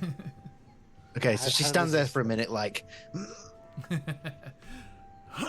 Okay, no, that's not how it works. I'm just gonna like slide past Carolyn, just like okay, I'll just scoot down there and sit down. What's the plan, everyone? They were trying to escape through this door. It seems like the way that I would go. Okay. You open that up, and you see what I described to Lama before. There's that large cave with the water crashing into it, and across from the balcony there's the wooden bridge. Seemed ill-advised to try to escape this way. However, let's go to the bottom. Okay. Let's see what we can find. Okay. Down to the south, there's a passageway that leads off that way. Caring very little for traps. Caring more for completion of session on time. I swing open the door. Which one? The door I swung open. This one. in Oh, front okay. of- Yep. So everything was trying to catch up. It's fine. Okay, there is a room there which leads out to another beautiful garden, it seems, but this one has been somewhat caved in and overgrown by the foliage from outside again. Yep, the outside door of this room has fallen in and vegetation has crept inside. Vines and plants grow amid the wrecked furniture, and tropical birds nest on shelves and in niches. Stairs to the west curl down to a vast, multi-leveled garden terrace. Seems unnecessary to me. Continue. Okey-doke. I have a suspicion about this door. I was correct. Yes, opens to the garden. Same garden. It is a beautiful garden. Waves crash against a rocky promontory, built atop which is a spectacular multi-level garden. Its terrace is overgrown with vegetation and hemmed in by stone walls with statues of sharks at the corners. Stone steps connect the lower terraces with the higher ones. And atop the highest terrace in front of you there is an ornate vine-draped gazebo. It's a giant turtle. There is also a giant turtle, but not not actually. Southern door. Okay.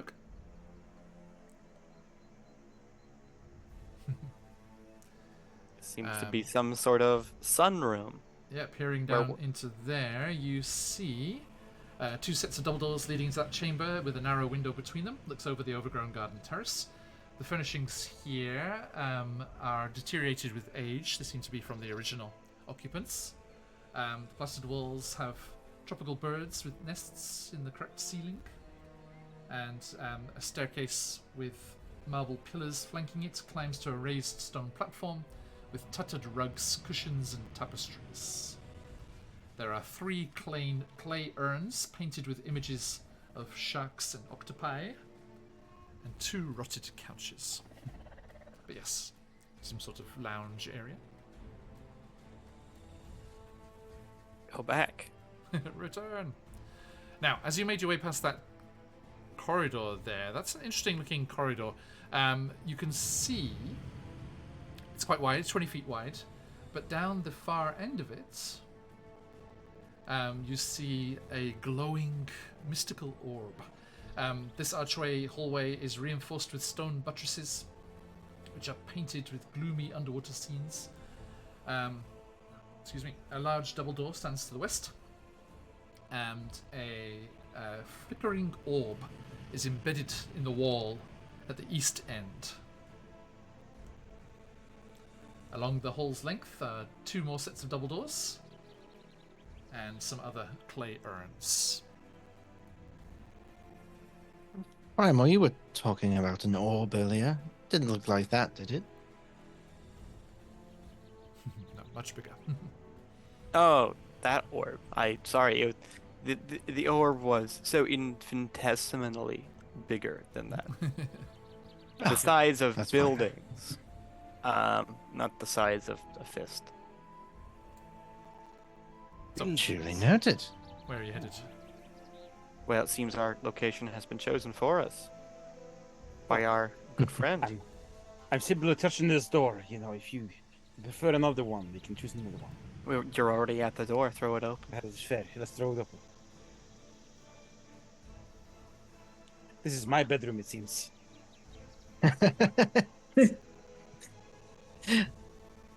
Welcome to my crib.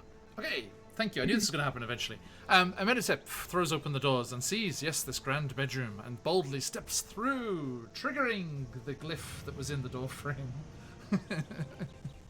Thank you.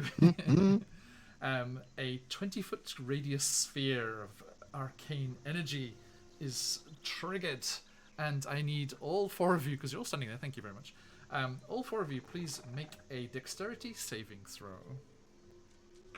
My best save. Dex. 25. 15. 22. 13. Okay. Anyone who got over a 15 takes half damage. Is that meets it beats it 15? Yes, that's okay. Okay. It is. Let's see here. 27 cold damage, halved to. What would that be? 13.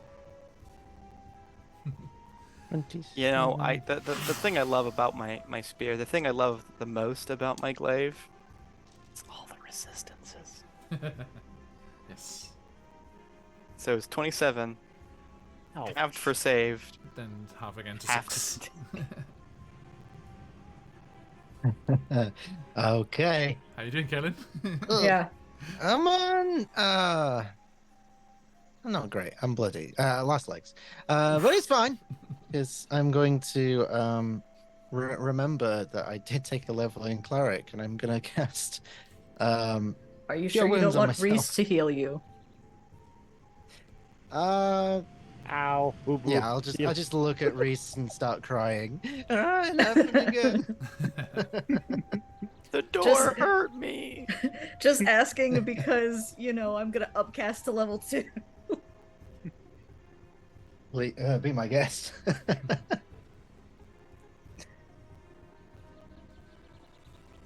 That's gonna be 16 points back. 16 back. Amazing. You're the best. How Ow, is boo boo Amenhotep Reese. looking? Not good. Yeah, Manizep is also looking very bad. Oh, It's like mumbling apologies through frozen chapped lips. this is Di- about a 7 out of Different 29, if that dice. makes sense. That's another 16 healing back. Oof, thank you. That helps a lot. That helps a lot, actually. Nice.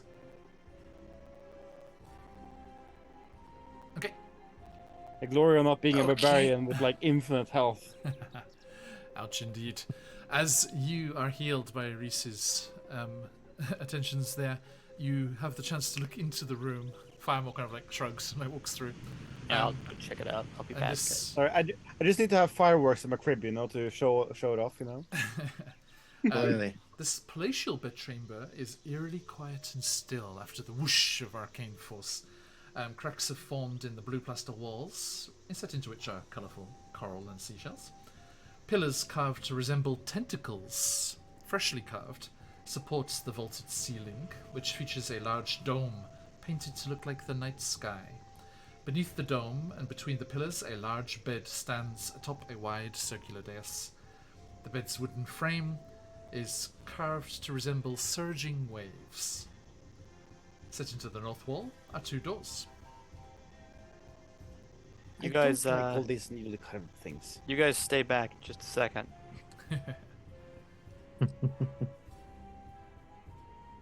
Door. Check those out. Okay. The western door leads to a vestibule. There are stone shelves standing against the bare stone walls, and there are 2 wooden chests in the middle of the floor. The shelves contain wooden statuettes of sea creatures, and there are let's see. The 2 chests. Are you going to try and open the chests or what? I'm gonna cautiously approach them, Mhm. and gonna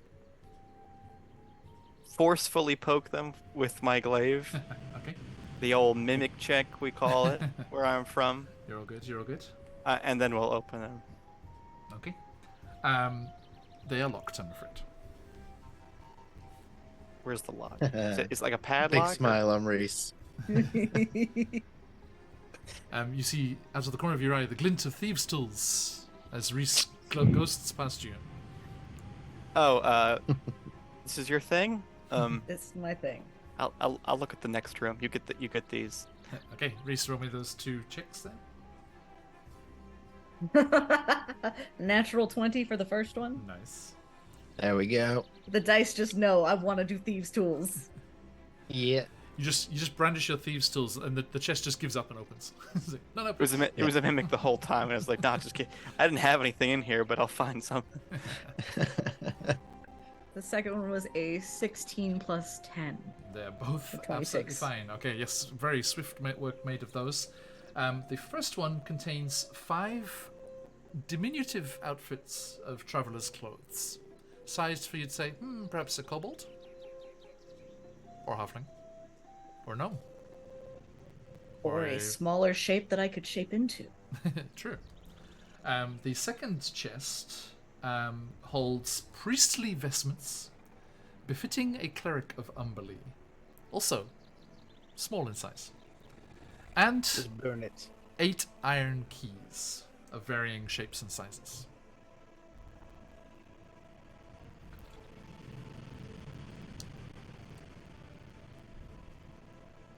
Okay, 5 more. You open up that other room there. You see there is a tiled bathroom. The bathtub is a long rectangular stone basin set in the floor, and there are pipes connecting it to the ceiling. It seems like rainwater is funneled down into here. The basin has a stone plug stood next to it, which can be used to keep the water from draining out. Nice digs. Maybe this could be your northerly base of operations later. I like this place. Except for all the Umberlee stuff. We need to take that down. Yeah. Bit of a spring clean, you'd be good. This is just a bath in here. 2 more doors remain, I suppose. I think Okay, Reese so leaves everything but the keys. He's stealing those. No problem. I will hide out on the 17 instead. Okay. Carolyn, that's a very, very nice glowing orb down the end of that corridor there. Oh, I hate that I can't quit you, John. Let's go. Okay, look. Gimme. Let's have a look here. Da-da-da-da. It radiates an aura of conjuration magic. We've almost had every school of magic in this place. It was an Fascinating. Arcanist stronghold. Hmm. Okay.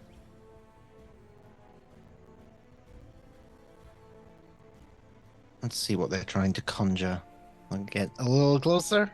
Yep. And close enough and try and figure out what this is. How are you figuring it out?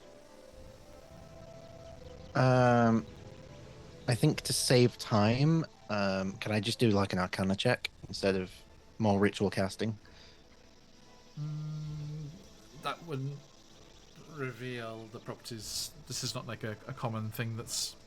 This is like a specially designed thing just for here. Okay, you guys look around. I'm going to do the thing. Oh, ritual cast identify. Okay. Firemore, are you looking at that southern door or the one to the northeast? Southern door. Okay. It's pretty. Beyond the double door, there is a 20-foot wide, 20-foot long hallway leading to a dark pillared chamber strewn with chests, crates, and other containers. Everything is covered in dust, but not enough to conceal the broken bones and weapons lying on the hallway floor, nor the dark brown old bloodstains.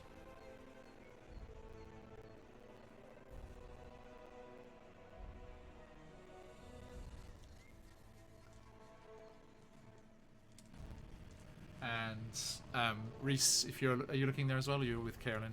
Which way are you going? Reese is keeping an eye on Carolyn because shiny magic thing, but is within calling if traps are needing to be disarmed. Indeed. This appears to be some sort of storage room that there appears to have been some death in this room.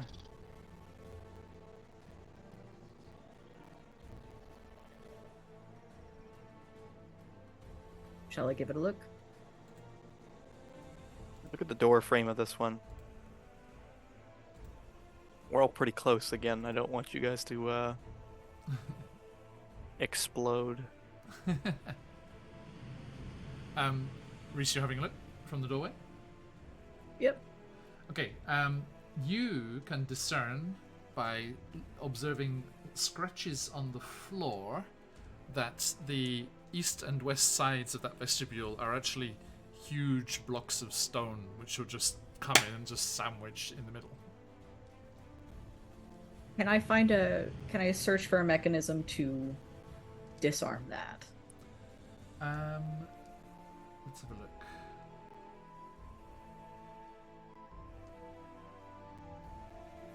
I mean, yeah, give me an investigation or perception. Okay. That is going to be a 23. Okay. There is no, like, there's just the tiniest gap where the blocks of stone are between that and the actual wall of the corridor.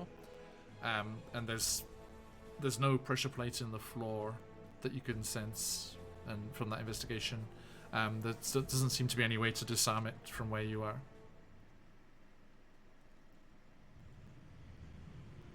The corridor goes like this.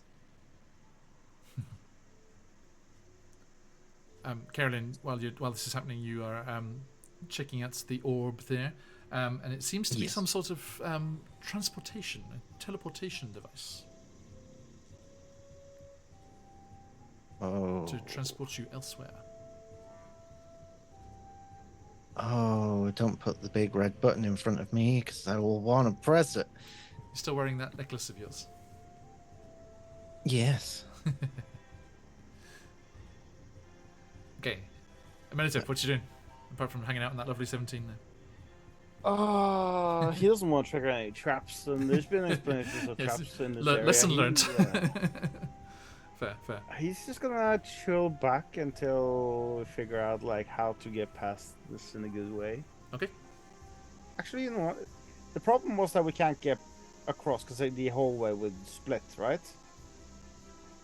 The hallway would do a smash. We'd do a smash. Do a smash. And the other part down there seems fine, right? We can have a look. Amenhotep wants to go back and turn into a seagull and then fly across. That's doable.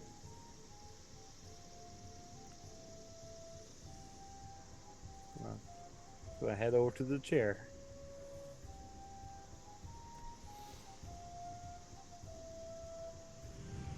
Firemaw's compulsion is no door can be left unopened. So Please. Yes. You're a completionist. Love it. You open it up, and there is a kitchen area. I see. It does show signs of recent use, and there are some supplies stored there. Yes, could you look at this door as well? Yeah, absolutely. Yeah, there's nothing on. There's no traps and everything on there. You're all good. Okay. There are more doors. One does not simply walk through more doors. There it is. Doors Outside of within more duckling. doors. It's just a bad. Carolyn, did you walk away from the orb and not do anything? Yes, I resisted. Or Disappointing. now. Very, very disappointing. Okay, there are For now. Firemore, there are supplies and things in those there. Various cupboards and things there. These are just covered Staples doors. and the like. Yes. Okay, we need to go back to the top door. I'll be right back. Fire Must model. see everything. And there is a storage chest up there. You could get Sitting in the chair. you get a few days' rations and things there. Amenhotep, you've gone back up? Yep. Yeah, would Amenhotep be able to turn into a seagull? You certainly can. We're gonna squawk and fly. Okie doke. Oh, I hear the squawking. Let's go watch this. Let's go stand outside the door. If we get squished, we die. We'll see. I don't think the seagull has good constitution. Let's put it that No. way. I can't Okay, so turn off the trap. as you are coming back out of the kitchen, a seagull comes swooping around that northern corner there from the corridor, and Amenhotep just goes swooping straight through. Is As it a like, seagull, could is I, it like could I a- use my key to also dash? Say again, sorry. As a seagull, could I use my key to also dash to get a higher movement speed? Does I mean, good question. I don't know how the rules are on that. I mean, it works sounds like like it's just a polymorph. polymorph. Yeah, Yeah. as opposed to like And a multi-classed wild shape. Yeah, so I will be a seagull. you by are all a seagull. means. Or And would you seagull be can like have a? key. Would you be like an Seagull Amenhotep man. seagull? So it's like, I don't know, a mummy Yeah, seagull. with like a hood over like the yeah. It's a taxidermied seagull. Yeah. Oh no. Oh, That's no. exactly what it is. Oh no, it's a bad taxidermy seagull. Oh. Okay, so Um, Amenhotep, Yep. your game statistics change to that of the creature. A seagull is equivalent to a raven, How including fast are they? including your mental and ability scores. Your alignment and personality remain the same. Mhm. Keagle. Yes. Nice, Bridget. Just gonna try to dash past. So using Step of the Wind. Yes, to here, if possible. Let's see.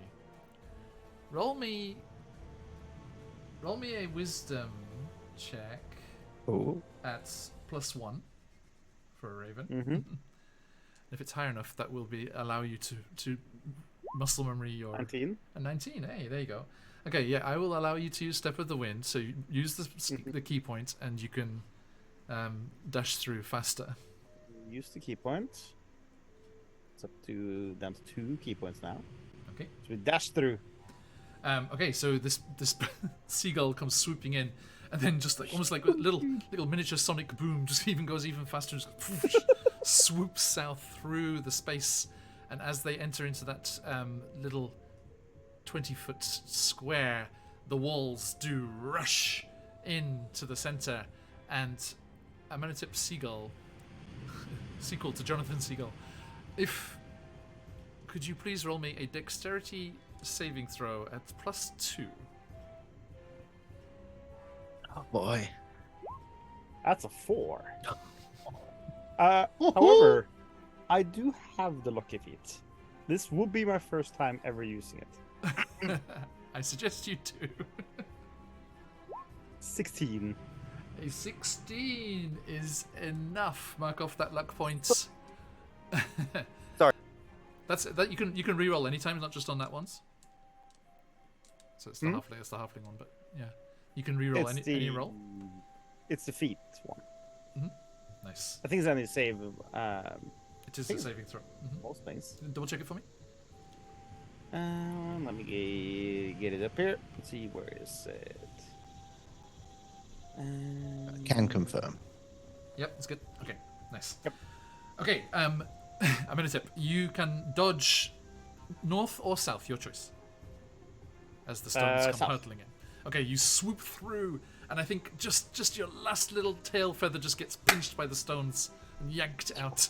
And as Firemore, Carolyn, and Reese are like waiting there, unsure what's going to happen, the massive stone blocks recede back into the walls. There is a whirring and clanking of mechanisms within the walls there, and you see a single white feather floating down, but there is a seagull swooping around the room to the south. Well as on the floor here now, amongst the blood and stuff, there seems to be a little dusting of sand. that is treasure. That too, but from other things. Oh, I see. Sorry, thank you. Yes. Excuse me. Okay.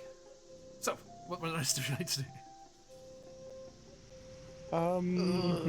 Being on the other side, he's just gonna give it like a quick swoop around the air just to check there's no enemies here. Okay. As you swoop around there, you see. Let's have a look here. Yep, there are all those barrels and chests, like a bunch of stuff in here. And then at the back of that recess up here, in the northeast corner, there is a giant stone visage, rendered in bas relief. The face is a divinely beautiful woman, with kelp for hair, eyelids like seashells, and a vaguely menacing half smile. I ain't touching that.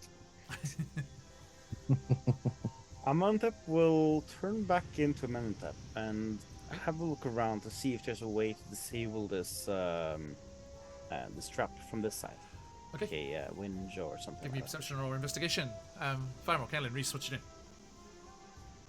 I think Kellen is pointing out the orb to Reese, like it's some sort of teleportation. I don't know, but it's like a big button that says "Do not press," and I kind of want to press it. I mean, we've investigated every other place, so I mean, I tell you what, you come with me, hold my hand, and it might take us both. okay. That Fire cool more? with you, You Fire in? more? Yeah, let's do it. Awesome. All right. Okay. We all join hands and press the do not press button. Okay. Carolyn, roll me Yes. a d6. A D6. Oh, I don't have it. D6. 4. Okay. Amenhotep, as you're swooping around that room and kind of scoping it out, you see a bright flash from the corridor to the north. And let me grab our Dragonborn friend here.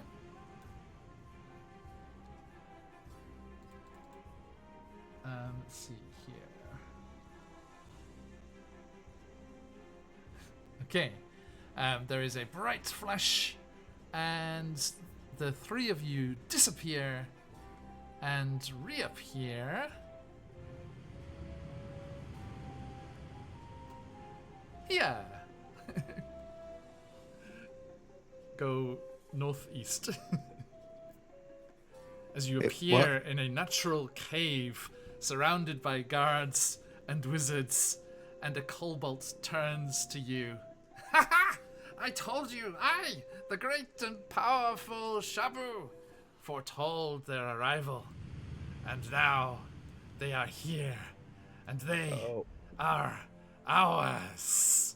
And you see a giant, again, recently carved kraken statue in the north of the chamber, and what we as players saw as that scrying pool next to him, as the great and powerful Shabu welcomes you to his lair. Amenhotep. Yes! I have no idea of this. Nope. What you doing? Actually, I think we need to roll initiative and do whatever you do in initiative. I've rolled initiative. Thank you. Do this to myself. Okay. Natural 20 on initiative. Nice. Hang on, let me get the tokens in there. Wizard should never be top of the initiative order. Actually, in at least in Pathfinder, they always should be. Oh, yeah. Ah. The cast haste and stuff at the top of initiative is very useful. Yeah, right. Oh yeah, but I do not have haste. You big Pathfinder guy? Big Pathfinder. I love me some Pathfinder. It's great. Stutzdag. Recently voted the best Pathfinder DM. That's the Indeed. at Gen Con. Really? Yeah, it was He the Crit was. Awards. Yeah, but it was at Gen Con, right? I think so. Yeah. Yeah, the ceremony was at Gen Con because Lexi was doing it. Mhm. Lexi was involved with that, and her fella. That's Seems right. like it seems like a very weird thing to vote, as you know. There's a lot of DMs who are not online and wouldn't be present. I mean, yeah, in the space. Yeah. yeah. Yeah, in the streaming space. Okay. So let's figure this out here. Sorry, 2 seconds. Did you get him, Lily? Oh, meets it, beats it. Nice. Low perception, but equally low stealth. Okay, come on, roll 20. Load it up, load it up. Boom, there we go. The great and powerful Shabu. And let's scroll all the way back down here. I'm down there somewhere. Far away. Oh, God, even more. Go away. There, I found him. A turn. Boom. There we go. Okay. I had to scroll out so I can do that a bit easier. Boop. Okay. So, everyone added their initiative in? Yep. Thank you, Yes. Tyranny. Boop. This is also very nice. They've got a button right here on the turn order, which you can just reorder it. Okay. Canon Stoneroff. You are the fastest. Oh boy. Even Yes, I did. Slightly surprising turn of events, but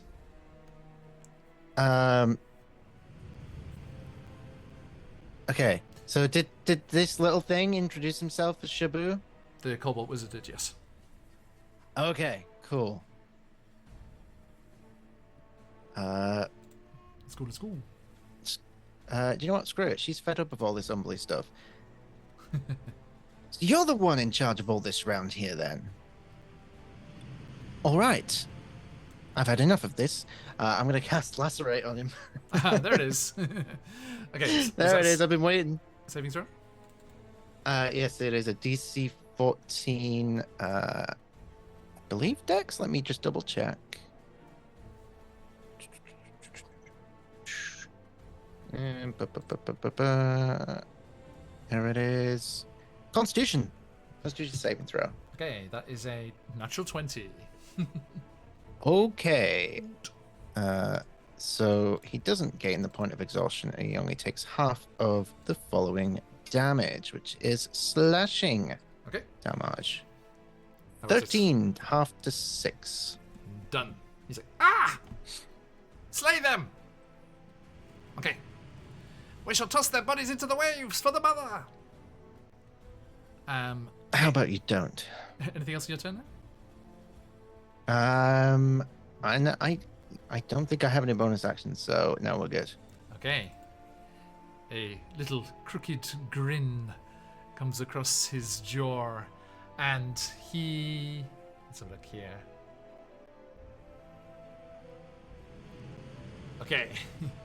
He calls upon the power of of Umberly, and the Kraken statue behind you starts to move, and let's have a look here. I can use one of these. Okay, a blast of, again, that same cold energy. So you think this might have been his bedroom. A blast of cold energy emits from the mouth of the Kraken, from between the tentacles there, and at you, Carolyn. And that is going to be, let's see, 17. A 17 meets it, beats it. If I don't cast shield, whoop! I cast shield. 17 without shield? Yeah, you gave me some armor, John. That's Shouldn't have done that. I have an AC of 17 now. It's crazy. That's the joys of multiclassing, isn't it? It's like, for a wizard, that would be I know. nuts. So, well, at the moment for this round, my with shield, my AC is now 22. Okay. Nice. But he does also cast something upon himself, and fiery flames lick up around his form and wreathe his body. Let's have a look here. Da-da-da. Okay. So that happens as he casts Fire Shield on himself.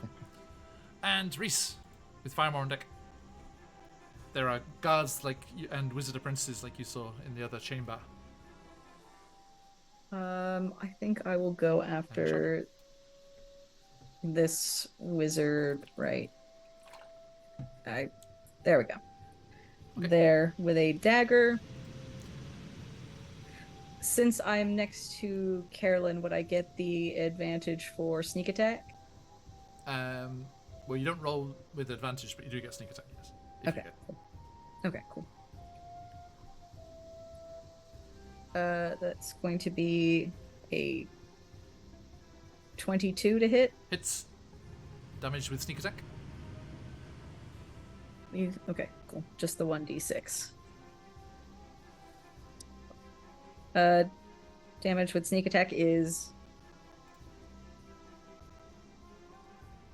12. Ooh, okay. Knocked onto their last legs, but still alive. Can I use my offhand to do a second dagger attack? You certainly can. Without the skill bonus. Damage? This I don't need it. It's a natural 20. Nice. Okay, and they had 1 HP left, so you just leap across and stab them to death. Very quick, very efficient. Down. Done and done. Nice. Firemore approves. Mm. Okay. Speaking of, Firemore. These are not I ain't, minions. I ain't afraid of no fire shield. Step in between me and the younger ones. Okay. Attack. Okay, let's have a look here.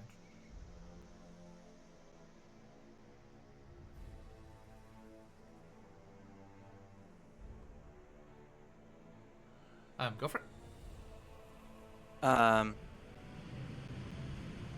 don't think I hit. What was it? 11. Oh no. 9. 9 misses, yes. Second I attack. attack again. Mhm. How about 20? That'll hit. Or 25 slashing. Oof. Okay. As you do, that shield flares, and you take 6 fire damage. Down to 3. Action surge. Okay. Miss. There Bad luck. it is. Okay. 19 Hits. for 26 slashing. Okay, and you take 3 more fire halves to 1. Okay. Is it 26? Yep, 26. Jesus. Okay. Also, also on his last legs. Bonus action. Polearm Master, back end of the staff. Okay. That is a 15. Hits. It's probably dead. Yes, it has 1 HP left. Tell me what happens. Firemaw filled with some otherworldly feeling that someone's stepping on his style, comes up, slashes him across the chest twice, and as the kobold is getting ready to cast some powerful spell, like, "You have not defeated me yet," he just hits him across the head with the back of his glaive. Okay. Slap him with a glaive. That's great. Nice. Okay, and yes, he's like, "You will never defeat the great and powerful Kshavak!" and just like crumples to the floor, and the magic dulls from the Kraken statue behind. As he does crumple to the floor, it's as if his fiery magic has gone into some sort of inflagration in his death here. As you see, those 2 guards in that southern exit out to the rope bridge are consumed in a gout of fire. As they're like facing you, and this gout of fire just comes from behind them. And as they fall screaming to the ground, landing atop their burning corpses, a figure with billowing robes, as if the heat of the flames is blowing around them, lands as some sort of spectral wings close in from behind, and you hear the familiar for Firemore rip of a portal closing out in the cave beyond. The deep cowl hides the face of this newly arrived figure, but he reaches up long-sleeved arms and throws it back, and you see some sort of stylized dragon skull-like mask, and a voice calls out, "I knew you would come out of retirement, and I knew one day that you would once again be welcome to my blade." As Altis, the cultist, devotee of Tiamat, has been hunting Firemore the betrayer for all these long years, and the use of your blade has let him realize your location. Sorry, I've just been watching Preacher. The use of Genesis, bringing in the Saint of Killers, and here he is. As you remember, the very last scene of Descent into Avernus was Altis the Cultist sacrificing the Jarmic paladins to Tiamat and swearing vengeance against you, as he comes charging into the room, unnaturally large, filling that doorway. And I'm in a tip. Far away. What would you like to do? You have no idea what happens. I have no clue about this. Nope. Just gonna have a look around the room, see if we can find like a place for like a lever or something that will stop the trap, so the other people can come through. Okay, give me an investigation or perception. Very calm over here. I don't know what you guys are doing. No problem It's at all all. fine. No problem at all. This is 17. Okay, I'm afraid not. No, this is seems to be some sort of magical sensor that you triggered as you flew through the space, which activates the mechanical workings which are firmly ensconced within the solid walls. Sad times. That face over there, that's definitely something like, you know, Carolyn or maybe Reese type deal. There's a hallway down south. We're gonna start fumbling that way, avoiding any sort of gold, not touching or stepping on any gold. Okay. Have you seen gone Aladdin. back? You gone back to your regular form?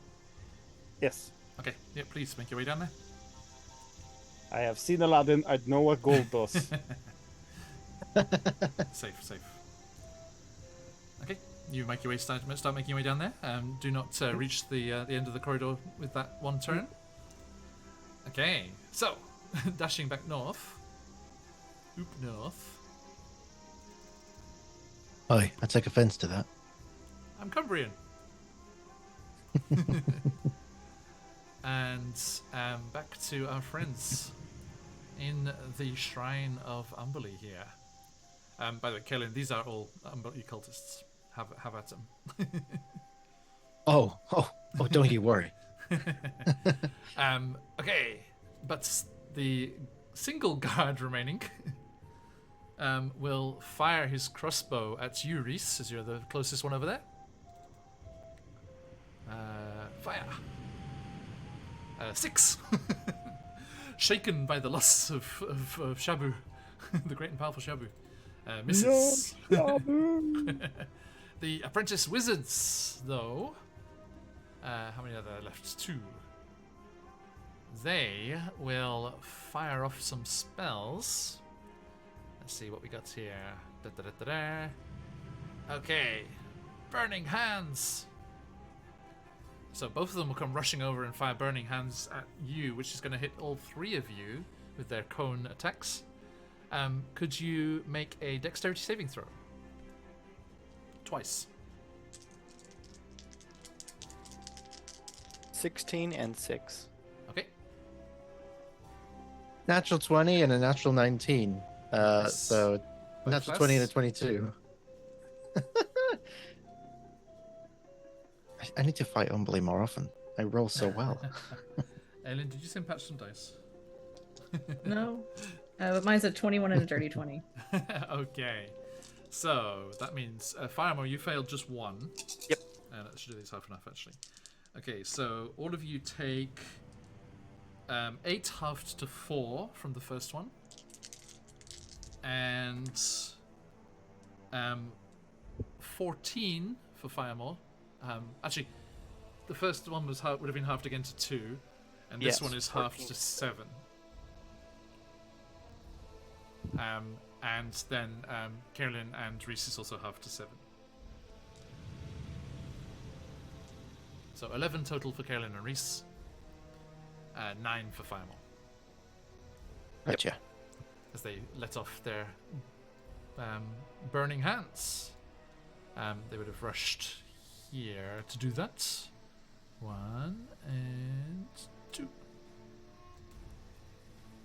Okay. And Karen Stargrove. Oh, that's me. All right. Oh no, sorry. End of the turn. Altus is going to be in there. Let me add a turn now so I don't forget. Okay, let's see if we can get a recharge on this breath. No! Okay, he just charges, knocking the scrying pool over, comes charging at you, Firemore. I get a reaction at that. How'd it go? It's gonna be a 25. That hits. Big damage, no whammies. 26. Alright. Nice. Okay, yeah, you just jab into his shoulder and he just tears it out. It's like "Rah!" And just comes lunging at you with a long dragon bone carved sword. We hate to see it. And let's see here. First one is only an 11. And No. second one, 14. Third one, No. 21. Got you once. There we go. That is going to be 17 slashing. Okay. As he comes charging at you. You betrayed our queen! I did what I had to. She You was were never the going to be. chosen one. No, sorry. You were supposed to unite with us. The supposed to be- draconic image, not destroy her. Supposed to bring balance to the 9 hells. Okay. Kind of sick. Okay, I think her attention was focused on the cultists, but now seeing this happen directly in front of her, I'm sorry, but you're being quite rude to my new friend, and I don't appreciate it. I'm going to reach out and I'm going to upcast Inflict Wounds. I'll go for it. Is there a save? I believe it's Constitution save because it's necrotic No, it's a roll to hit. damage. It's a roll to hit. Oh, is it a roll to hit? Yeah. Oh, boy. I can do that. Oh, yeah, 'cause you have to... Sorry, it's one of my That's really favorite cute. spells. All right. Inflict wounds. That is gonna be a 19 to hit. That hits. All right. It's clear. Let He's me just roll like so damage manically focused on here. Firemore. You take. Oof! That's good damage rolls. Nice. 36 necrotic damage. Nice. Not something they're resistant to either. 7 2 10s and a 9. Nice. Oh. You drop them below 100. Well done. Hell yeah. Okay.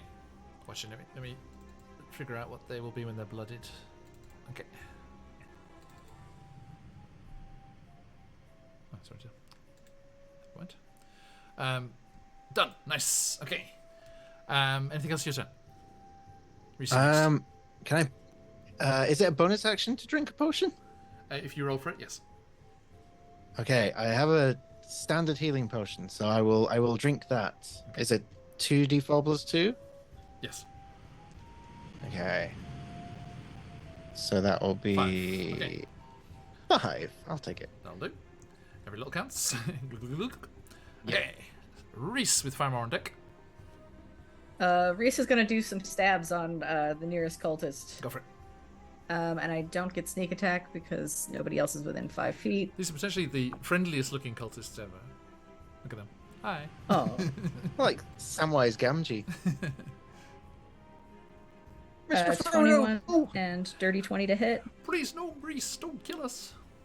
Sorry, what was the roll say? 21 and 20. Okay, they'll definitely hit. Okay, cool. We've been So dropping no weave, sir. two- I'm just two attacks. worshipping Umberly. What's the damage from the first attack? damage from the first attack is going to be 8. Okay, puts them on their last legs, and then the offhand without the modifier. The offhand was just 3.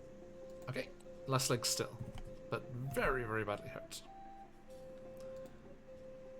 Okay. Ouch. Anything else you need to do? Nope. Just, I guess, back to back with Carolyn. Okay, five more with a minute up on deck. Yep, he's like, oh, you don't have to serve her, and he's gonna try to hit him. I always served her. You had not turned me. I was merely biding my time. 17. For context, everyone, Altus the Cultist, they met right at the start of Descent into Avernus in Baldur's Gate, when a dungeon that they were investigating was raided by dragon cultists. They spared him and took him with them all the way through their entire journey through the Nine Hells. And at the end, he pretended to convert to Jarmik, our Be Welcome cultists. Good-mannered, nice, friendly cultists. And at the very end of the campaign, revealed his true colours as being still devoted to Tiamat. Okay, how'd you go there, Farmer? I got 17. Pizza. Okay. I'm gonna use a superiority die, and he's make a strength saving throw. Will do. He's pretty strong. Where's my maneuvers? Ooh, natural 20. He good. Okay. Yeah, I was going to trip him, so good that didn't happen. Yeah, right. 20 slashing. Okay. Followed by my second attack. Whoosh. Which is a 19. The thing I hate about the polearm is that it has the reach, but then if you get within the reach, it doesn't have any disadvantage. Still, like just you as can just deadly. pull it back, you know. Yeah. It was a 19 to hit Hits. on the second attack. For 27 of the slashing. Nice. He He is bloodied. Half or less. I should have just added a superiority dice to that, but not now. We're gonna second wind Okay. so that I don't go bloodied Yeah, yep. Okay. and gain that's everything? 16 HP back. Yep. Okay, I'm gonna tip. Amanda is gonna go on a little jaunty walk and find 2 doors. Ah, too far. Come back. Indeed. Yes, there are 2 doors down there. Would you like to go left or right? Left seems like a good place to go. He's gonna then peek. I'm gonna tip into left. the door. Okay. Okay, you open up the door. I want to peek in the door, if Yep. possible. Okay. You open up the door there, and you can open it on the roll 20. Hanging by a chain from the ceiling of this dark rectangular room is an old diver's cage with barnacles clinging to it. The cage is 8 feet tall, 5 feet in diameter, and dangles 2 feet off the floor. Tattered rugs are splayed out before it. Other furnishings include bare shelves and painted clay urns, all covered in dust and cobwebs. And there are some remains and like a small pouch and things on the bottom of the cage, on the floor of the cage. So like an interrogation room, then basically, Potentially, yeah. and also a prison. He's gonna step in. Okay. Over here, and that will be the end of his turn. Okay, are you going to investigate the cage? I don't think I have enough action to that. You haven't taken action yet, you've only moved. Okay, well, you will investigate the cage. Okay, thank you. As you do, there is a shimmering above the remains in the cage, and the ghost of a sea elf, much like your friend Arius, appears in the cage. And let's look here. Yes, okay. It shimmers into view, and it's like, who disturbs my torment? Please, allow me to use you to get my revenge. Revenge on who? The bastard cultists of the sea bitch. Oh, of course, yes. We hate those. Open wide! And it just funnels in a whoosh of gas and smoke down your open mouth and possesses you. Thank you. Cool. Okay. Sure, that's fine. That's fine. Don't worry about it. And wrong slider. Boop, boop, boop. Back up north. So I just have to say with the accent. I'm sorry, Patch. Just casually obsessed. Don't worry about it. Just casual position. Okay, the bandit, the guard lives.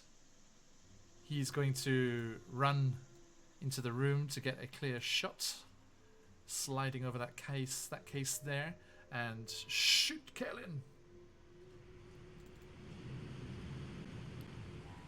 So here. Oh, where did they go up so far? Come down. Okay. Let's see. That will miss. It's a 15. So it clatters off the statue behind you. And the apprentice wizards were like, Shabu, no! You had so much more to teach us. And He really didn't. having cast their once a day burning hands and having no other combative spells here, they will use their actions, which is called Arcane Burst. So they still have an arcane attack, but they have a melee version as well. So both of them are going for you, Reese. First one is natural 20. I would like to silvery barbs. Okay. So I'll re-roll that one. Thank you. That's going to be. And I will take the advantage. Only a 7 on the second. The second Misses. one attacks. 9. Terrible. Nope. Okay. Um, They're both like, we hate that spell. I've just remembered. Yeah, mate. I had a 16, right? Was this? No, it was a 20 on the wild magic. Oh, thank you. Yes, and actually that reminds me, Amenhotep, you also had a wild magic surge lurking from before. From Did I? a while ago. Yes. Yeah, it's well back. Kellyanne also had one as well, but I'll save it. Oh, thank you. Not a wild magic surge, something else. Oh, Okay, Oh, so a 20. thank you. Thank you, Josh. A 20 for the fighter. For the next minutes, your armor hums gently, and all ranged weapon attacks against you have advantage. Luckily, none have gone yet. that should have happened with those minions before, but never mind. Right. And Amenhotep, what's yours? 14. A 14. Okay, our possessed monk. For the next 10 minutes, you get an extra 10 feet of movement. If you hit a creature with a weapon attack. So. Oh, okay. Well, that ain't happening Not for right, a while. not right now. Okay. So that's them, and Altus. Let's see if we get a recon. Give us a recharge. No. Want to get that breath weapon back? Okay. He's like, Tiamat, why have you abandoned me? Okay, Firemore still just completely focused on you. Yep. That is a 13 on the first Pause. one. I'm gonna riposte. I'm gonna hit him back. Okay, It's gonna be a 20 hits. to hit.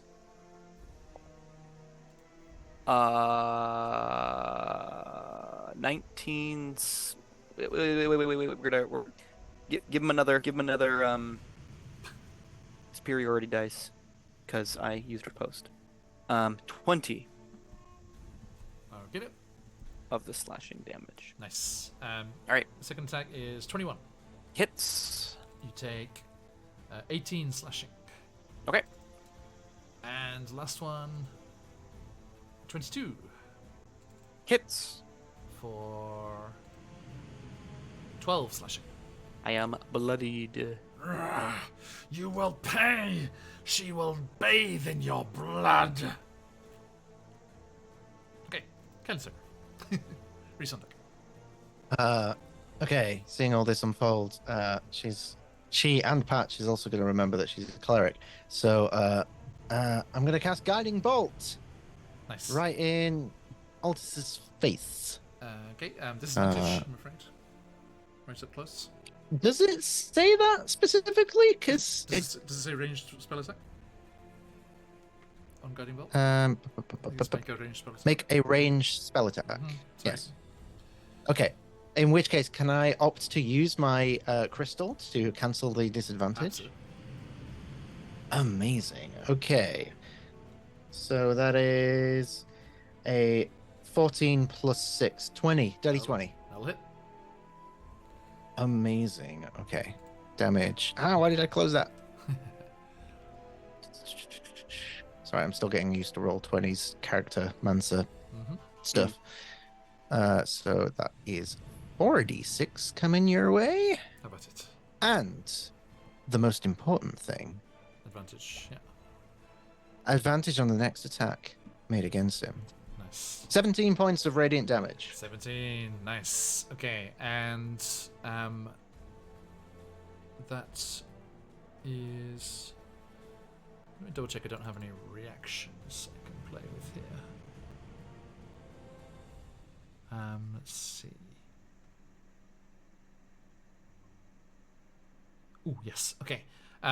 As you do that and knock it dangerously close to death, it roars, like reaches back, and you just see scales across the face where it was shadowed before.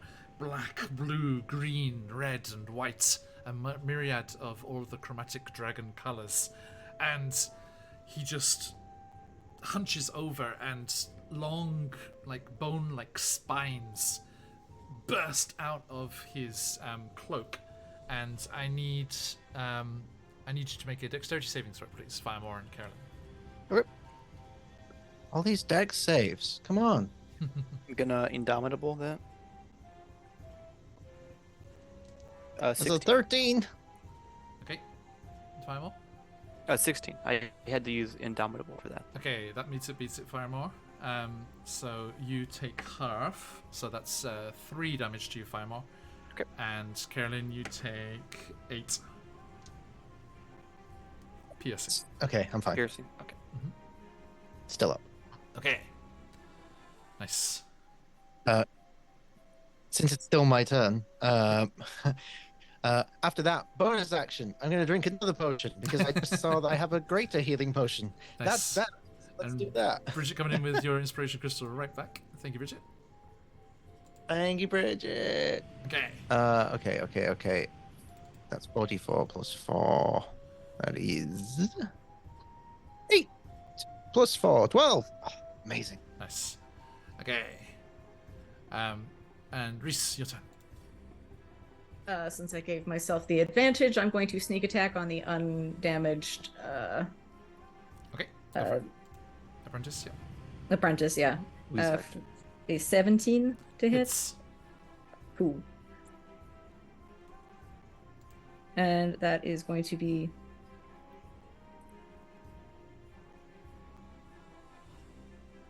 11 damage on that one. Was that with sneak attack too? Yes. Okay, also on their last legs. Okay, and going to try and finish that one off Same one? with Okay. the second blade attack. Yeah, Go for it. it's going to be another 4 points of damage. What was the roll to hit? Oh, sorry. That was a 14 plus 7, 21. All good. Okay, and that's enough. You knock them. Cut them down. And with my free action, I'm just going to turn to the other one. You know, you could still run. Never! Your blood will wash away in the waves! And but I think the guard that's down in the south of the room is like, yeah, good fucking idea. And just goes running off down to that southeast. Oh shit! I hadn't considered that until this exact moment. He's too dead. Okay. Thank you, Reese. 5 more. All right. I don't want to have to do this, Altist, but Sorry, Lily. 23 to hit. Hits.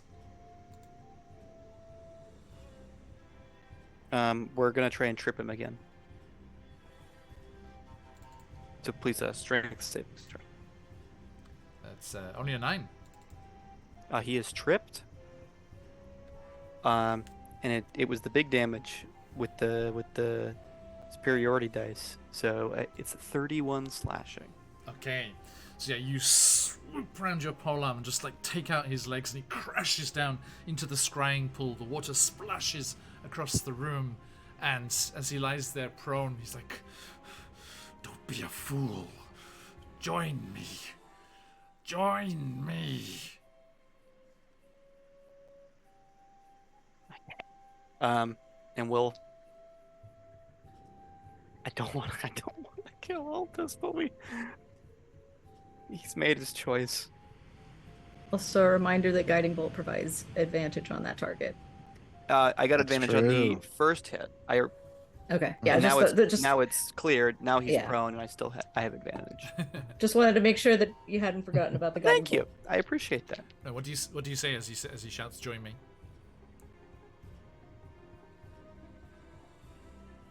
I made my choice. I don't serve any gods anymore. I serve.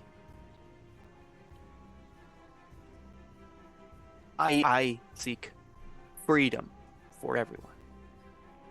And as you say those words, he howls in frustration. And Firemore, tell me what happens. Firemaw hesitates for a moment as he holds his glaive up to kind of not wanting to kill someone that he thought as a friend before, but seeing himself rejected, Altus tries to go for one more attack, and Firemaw just closes his eyes and stabs him in the chest, Okay. holding And- it for a moment. Almost like Obi-Wan Kenobi, as he lets out one last death rattle, the robes and collapse as the physical form disappears. And you can almost hear the howl from Avernus. No!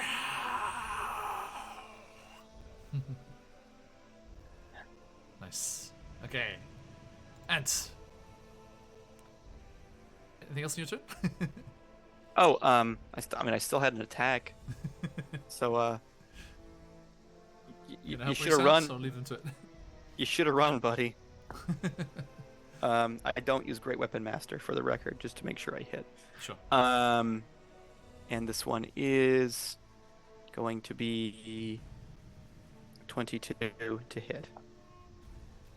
Okay. And Yeah, you just plunge your weapon through their chest, and their blood splashes across the Kraken statue, an aspect of Umberlee, as the final cultist is killed.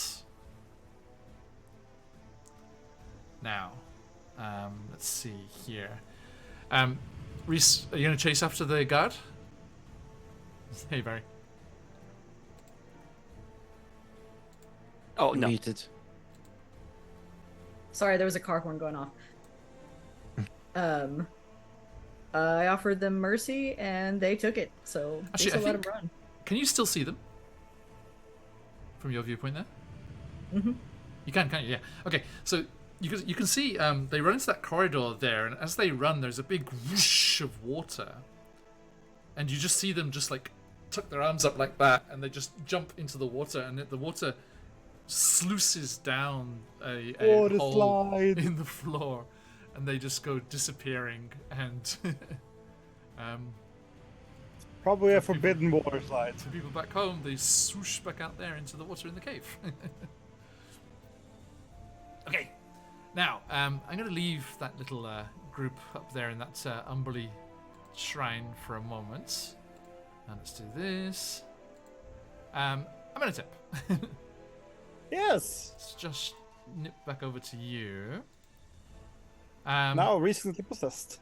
Yes, you feel it's the strangest feeling. Your body is moving and guided by some otherworldly force as you feel yourself start running back out into the corridor and north back into that treasure room.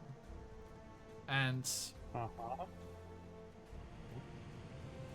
roll 20. Did I move too much? Oh no, I put you through the wall. Sorry. Here we are. Oh, I moved myself, so. Okay. And yes, the ghost takes you back into the room and takes you over to that large carving of Umberly's face. Yeah, the one I didn't want to touch, yeah. Yep. And can you move yourself over there? Sorry, my roll 20 is having problems. I'm in front of it. Okay. You dash over there and you feel your arm lifting and your hand.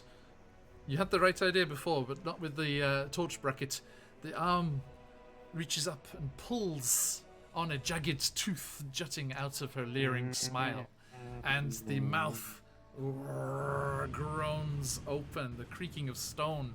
You see that the mouth is lined with row after row of vicious shark-like teeth. And as it opens wide, the ghost propels you to step forward and through into a passage on the other side. You find yourself in a natural cave, and the ghost, if you could do me the honor, propels you forward and then down to the south as you find yourself running through a natural cave with a large pool of water. As you run round the corner there, you see a large, muscled, armoured figure, not unlike many of the gladiators that Firemore used to fight in the pits in Baldur's Gate. As he stands there, this featureless steel helmet over their face and the little eye holes peeping through there as they square up at this monk running towards them. You feel almost like a feeling of almost like you're throwing up, then just that same spool of smoke and ectoplasm just issues from your mouth, streaks through the air and in through the sockets and the holes of that face mask on the helmet. And you just hear this guard, this warrior, just, no, it can't be. I killed you. But I wasn't done. And his body, he's bare-chested, you can see all the muscles there. His body just ruptures and seawater gushes forth from all of the wounds, spraying out along with blood and viscera as he collapses to the floor. I think at that point, Amanda will puke. Fair. After having spewed up ectoplasm and stuff, it's fair solution. Yes. And as you run, as you recover from that, you look at the ghost, and the ghost is just hovering there in the air, and they point their slender sea elf arm, and you see, shackled to a stone pillar in the chamber, a Vulpin in wizard's robes, a female Vulpin.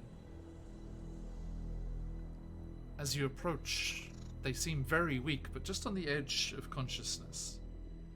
And they look up.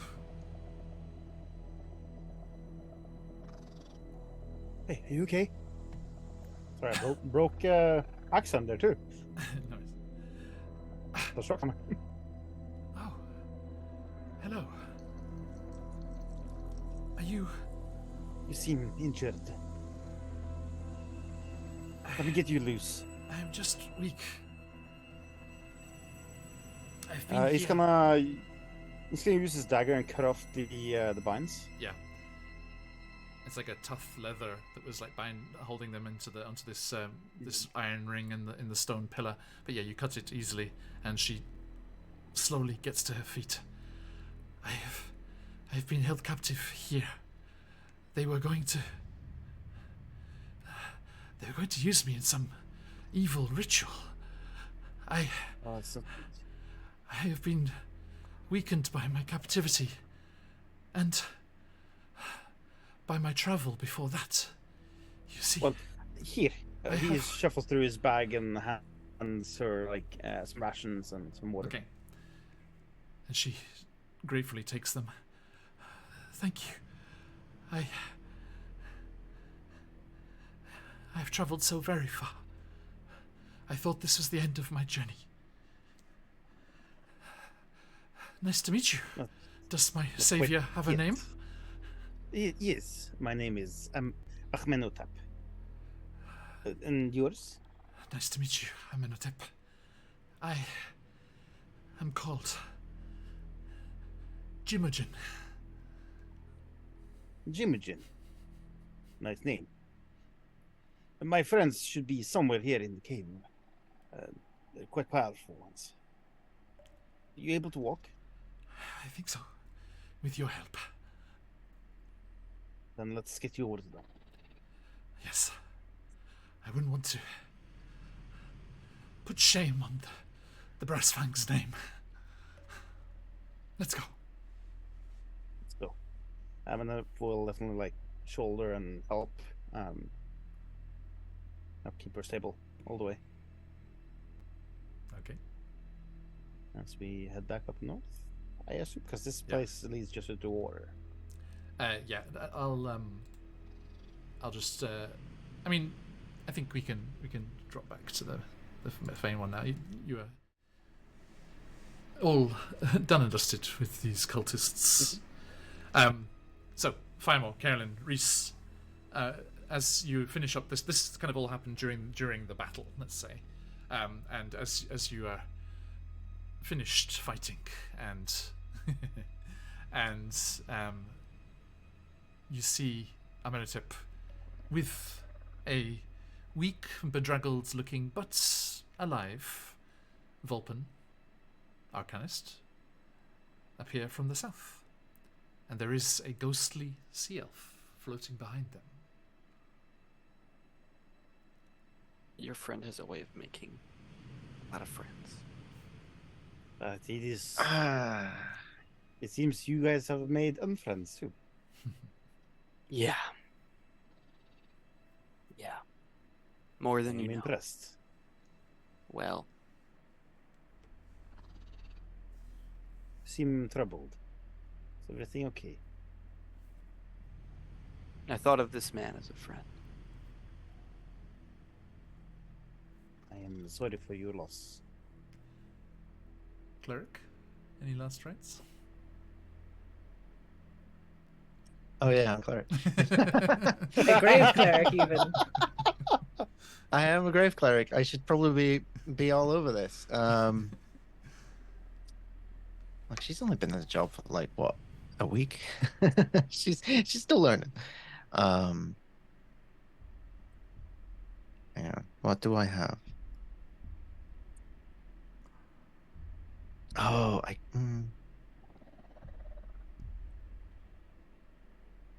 just rights will do. All right. Kellen will sort of clean them up a little bit and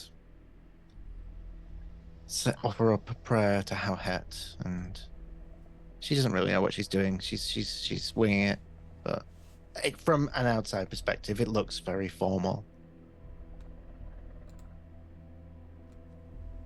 Okay.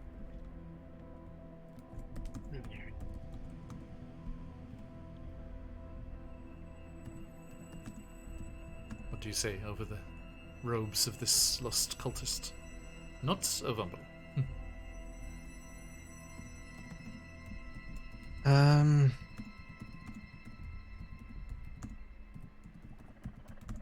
I think she just says something simple. How het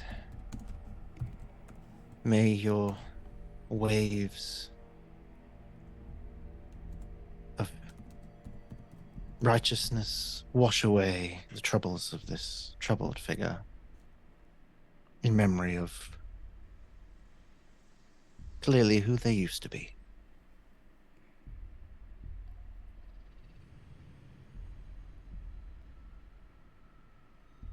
I think that's it.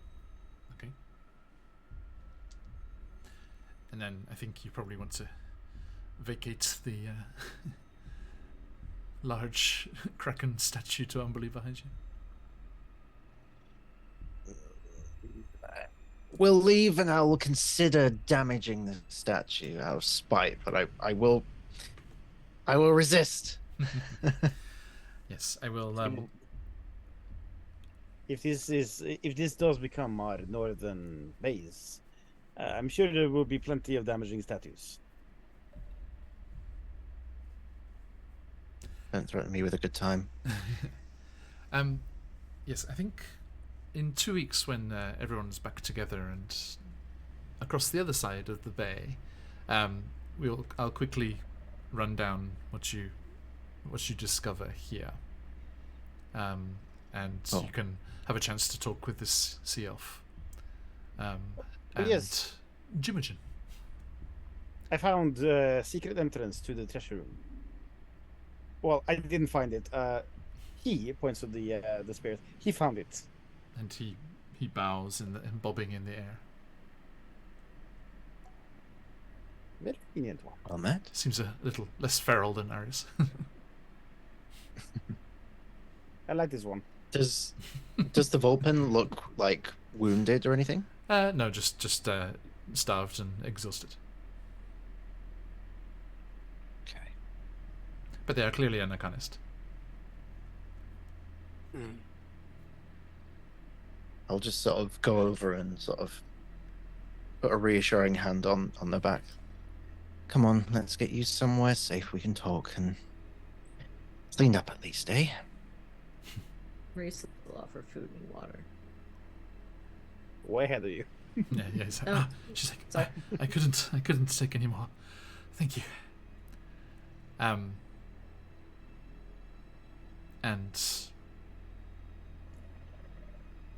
the group of you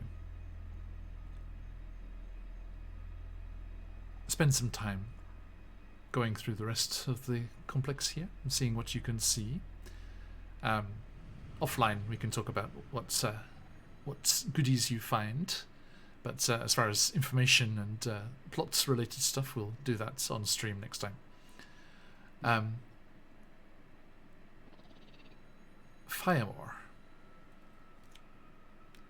having aided these folks here, what is it that takes you away from them again? Have you gotten the urge to work against the rebellion here, or sorry, against the tyrannical regime here?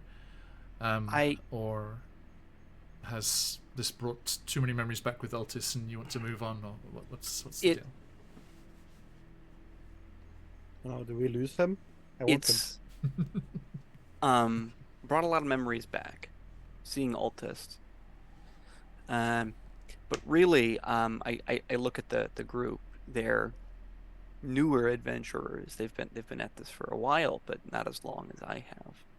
And I see that Altis came to attack me. And Altis was very focused on me, but if he hadn't been, he could have annihilated any one of them. So while I'm gonna stay in this area,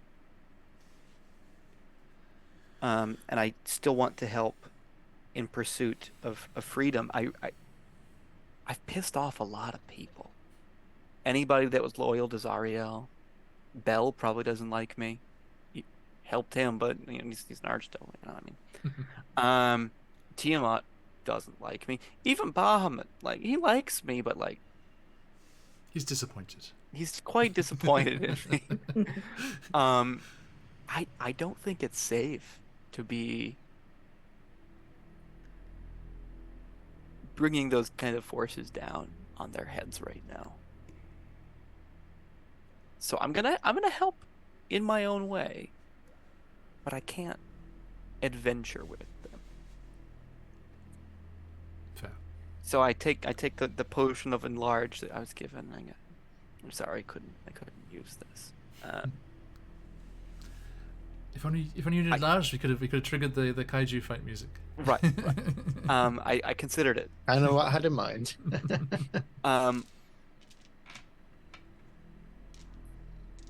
Thank you. I'll be around if you ever need my help. You can. Actually, perhaps they fill you in on that intelligence they got about the new mercenary troop movements. Maybe you could harry the supply lines. I'll be around if you need my help, but I can't adventure. I can't stay with you if things like this are gonna happen to me. Now that I'm active again, I can't risk the entire organization. I'll take care of these mercenaries. They're not going to be as much of a problem. Well, But if you need me, call for me. But you have to. I'll let There's you some know. things you're going to have to do on your own. I think Kaelin will offer out a hand for a handshake. Yeah, And you know, he'll- that offer goes both ways. He'll shake Caitlin's hand. Nod. I appreciate your strength and your efforts, and I wish you the best of luck in whatever it is that lies ahead beyond. Well, you guys are going to need a lot more luck than I am. So well, you know how to Absolutely. reach us. And we know how to reach you. another time. You all turn and start to make your way towards the bridge and back towards the main complex of this old Arcanist's palace. But just as you leave that room, Carolyn, you take one last spin to glare at the Kraken statue. And given the moments away from the combat, away from your friends' conversations, you see for the first time all of the scrawlings and writings on the cave walls behind the statue. The scratchings of a crazed cobalt wizard.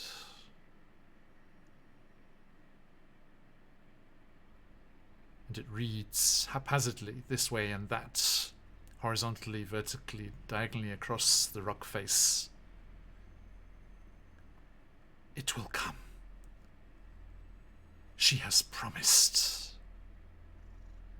The sacrifice of the good shall unleash the power we need. It will come. She has promised. Released from the depths. Pure blood. Arcanist blood. She has promised.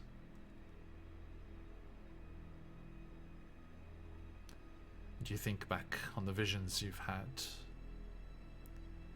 of this rogue faction of the arcane force and their plans to sacrifice good-natured, well-meaning arcanists in a similar ritual to that performed so long ago by the Red Wizards of Thay, to release, so it would seem, some untold terror promised to them by Umberly.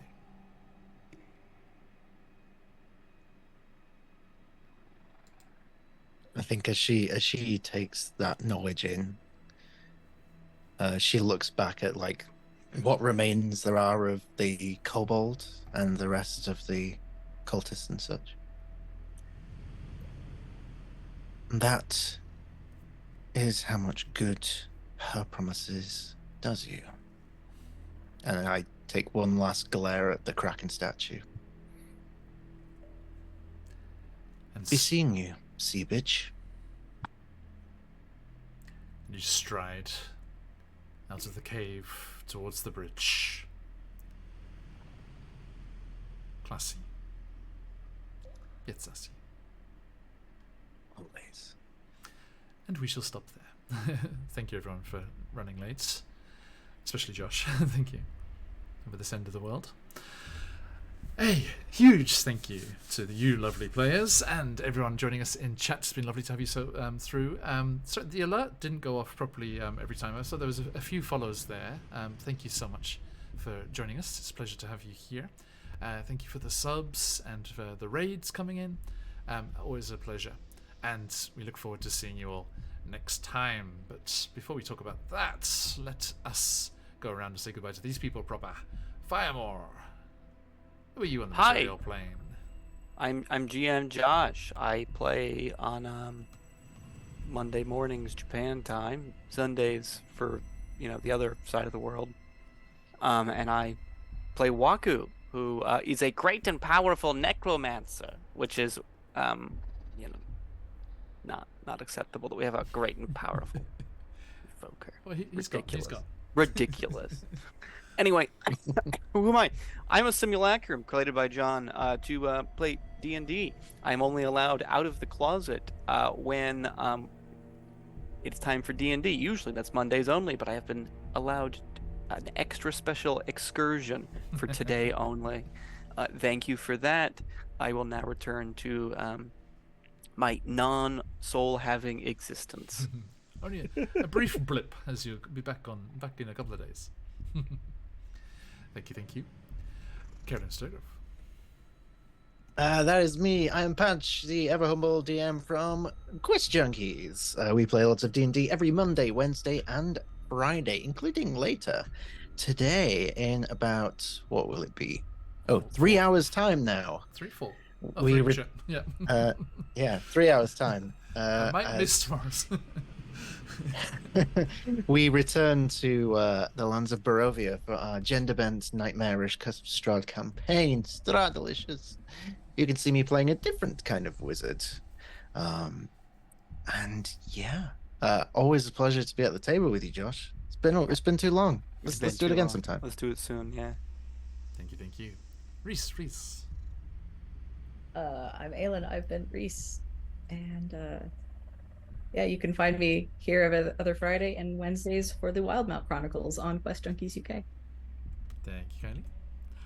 Minute. I don't really stream much, except for sometimes now on YouTube, where I stream my development of a video game. Awesome. Other than that, you can find me here every other Friday. Thank you. Playing Amenhotep. Indeed. And we are Felix Uak, who play lots of D&D and other TTRPGs. Mouthful. And we will be back, as Firemore said, with the Tomb of Annihilation in a couple of days. And then launching into next week. No Out of the Abyss, I'm afraid, as I need to go and get this leg of mine looked at again, which is on the mend. Thank you for all the well wishes and everything from everybody.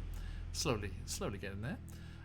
But we will be back with more Chessenta's Tyranny, with our split party shenanigans continue as Lucernus and our other sea elf friend, Arias, plunge into the depths of the Bay of Chessenta in search of the sea elf colonies there.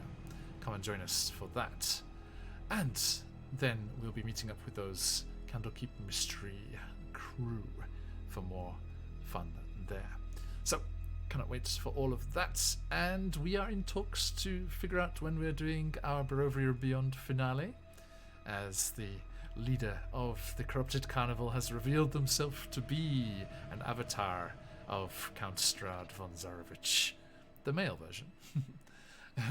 And they will need to destroy him and escape from his clutches to release his grip on Barovia, return there, reinstate the Ladies of the Thanes, and return it to the material plane. All being well. Thank you, Bridget. Okay, awesome stuff. Thank you, everybody. Do stick around. We are going to head off raiding somewhere. We could almost raid into you, Patch. Not usually this close to being able to do that. I know, right?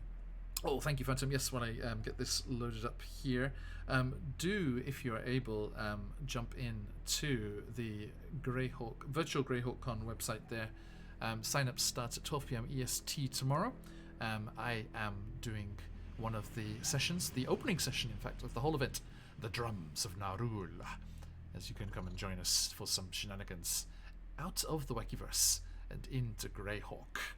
Okay, thank you, everyone. Absolute pleasure, as always. It is a rare opportunity, so let's take it. We have the chance to jump into our good friend Evan Blair art, who did our Wild Beyond the Witchlight art. Let's go and see what Evan's up to. Hope everyone has themselves a fabulous weekend, and we look forward to seeing you all very, very soon. But till we do, stick around for the raid if you've got to let those phoenixes fly. And until next time, as I like to say around these parts, in Draconic, Oyasumi Nasai. Oh, yes, me. Oyasumi. Oyasumi. Resume.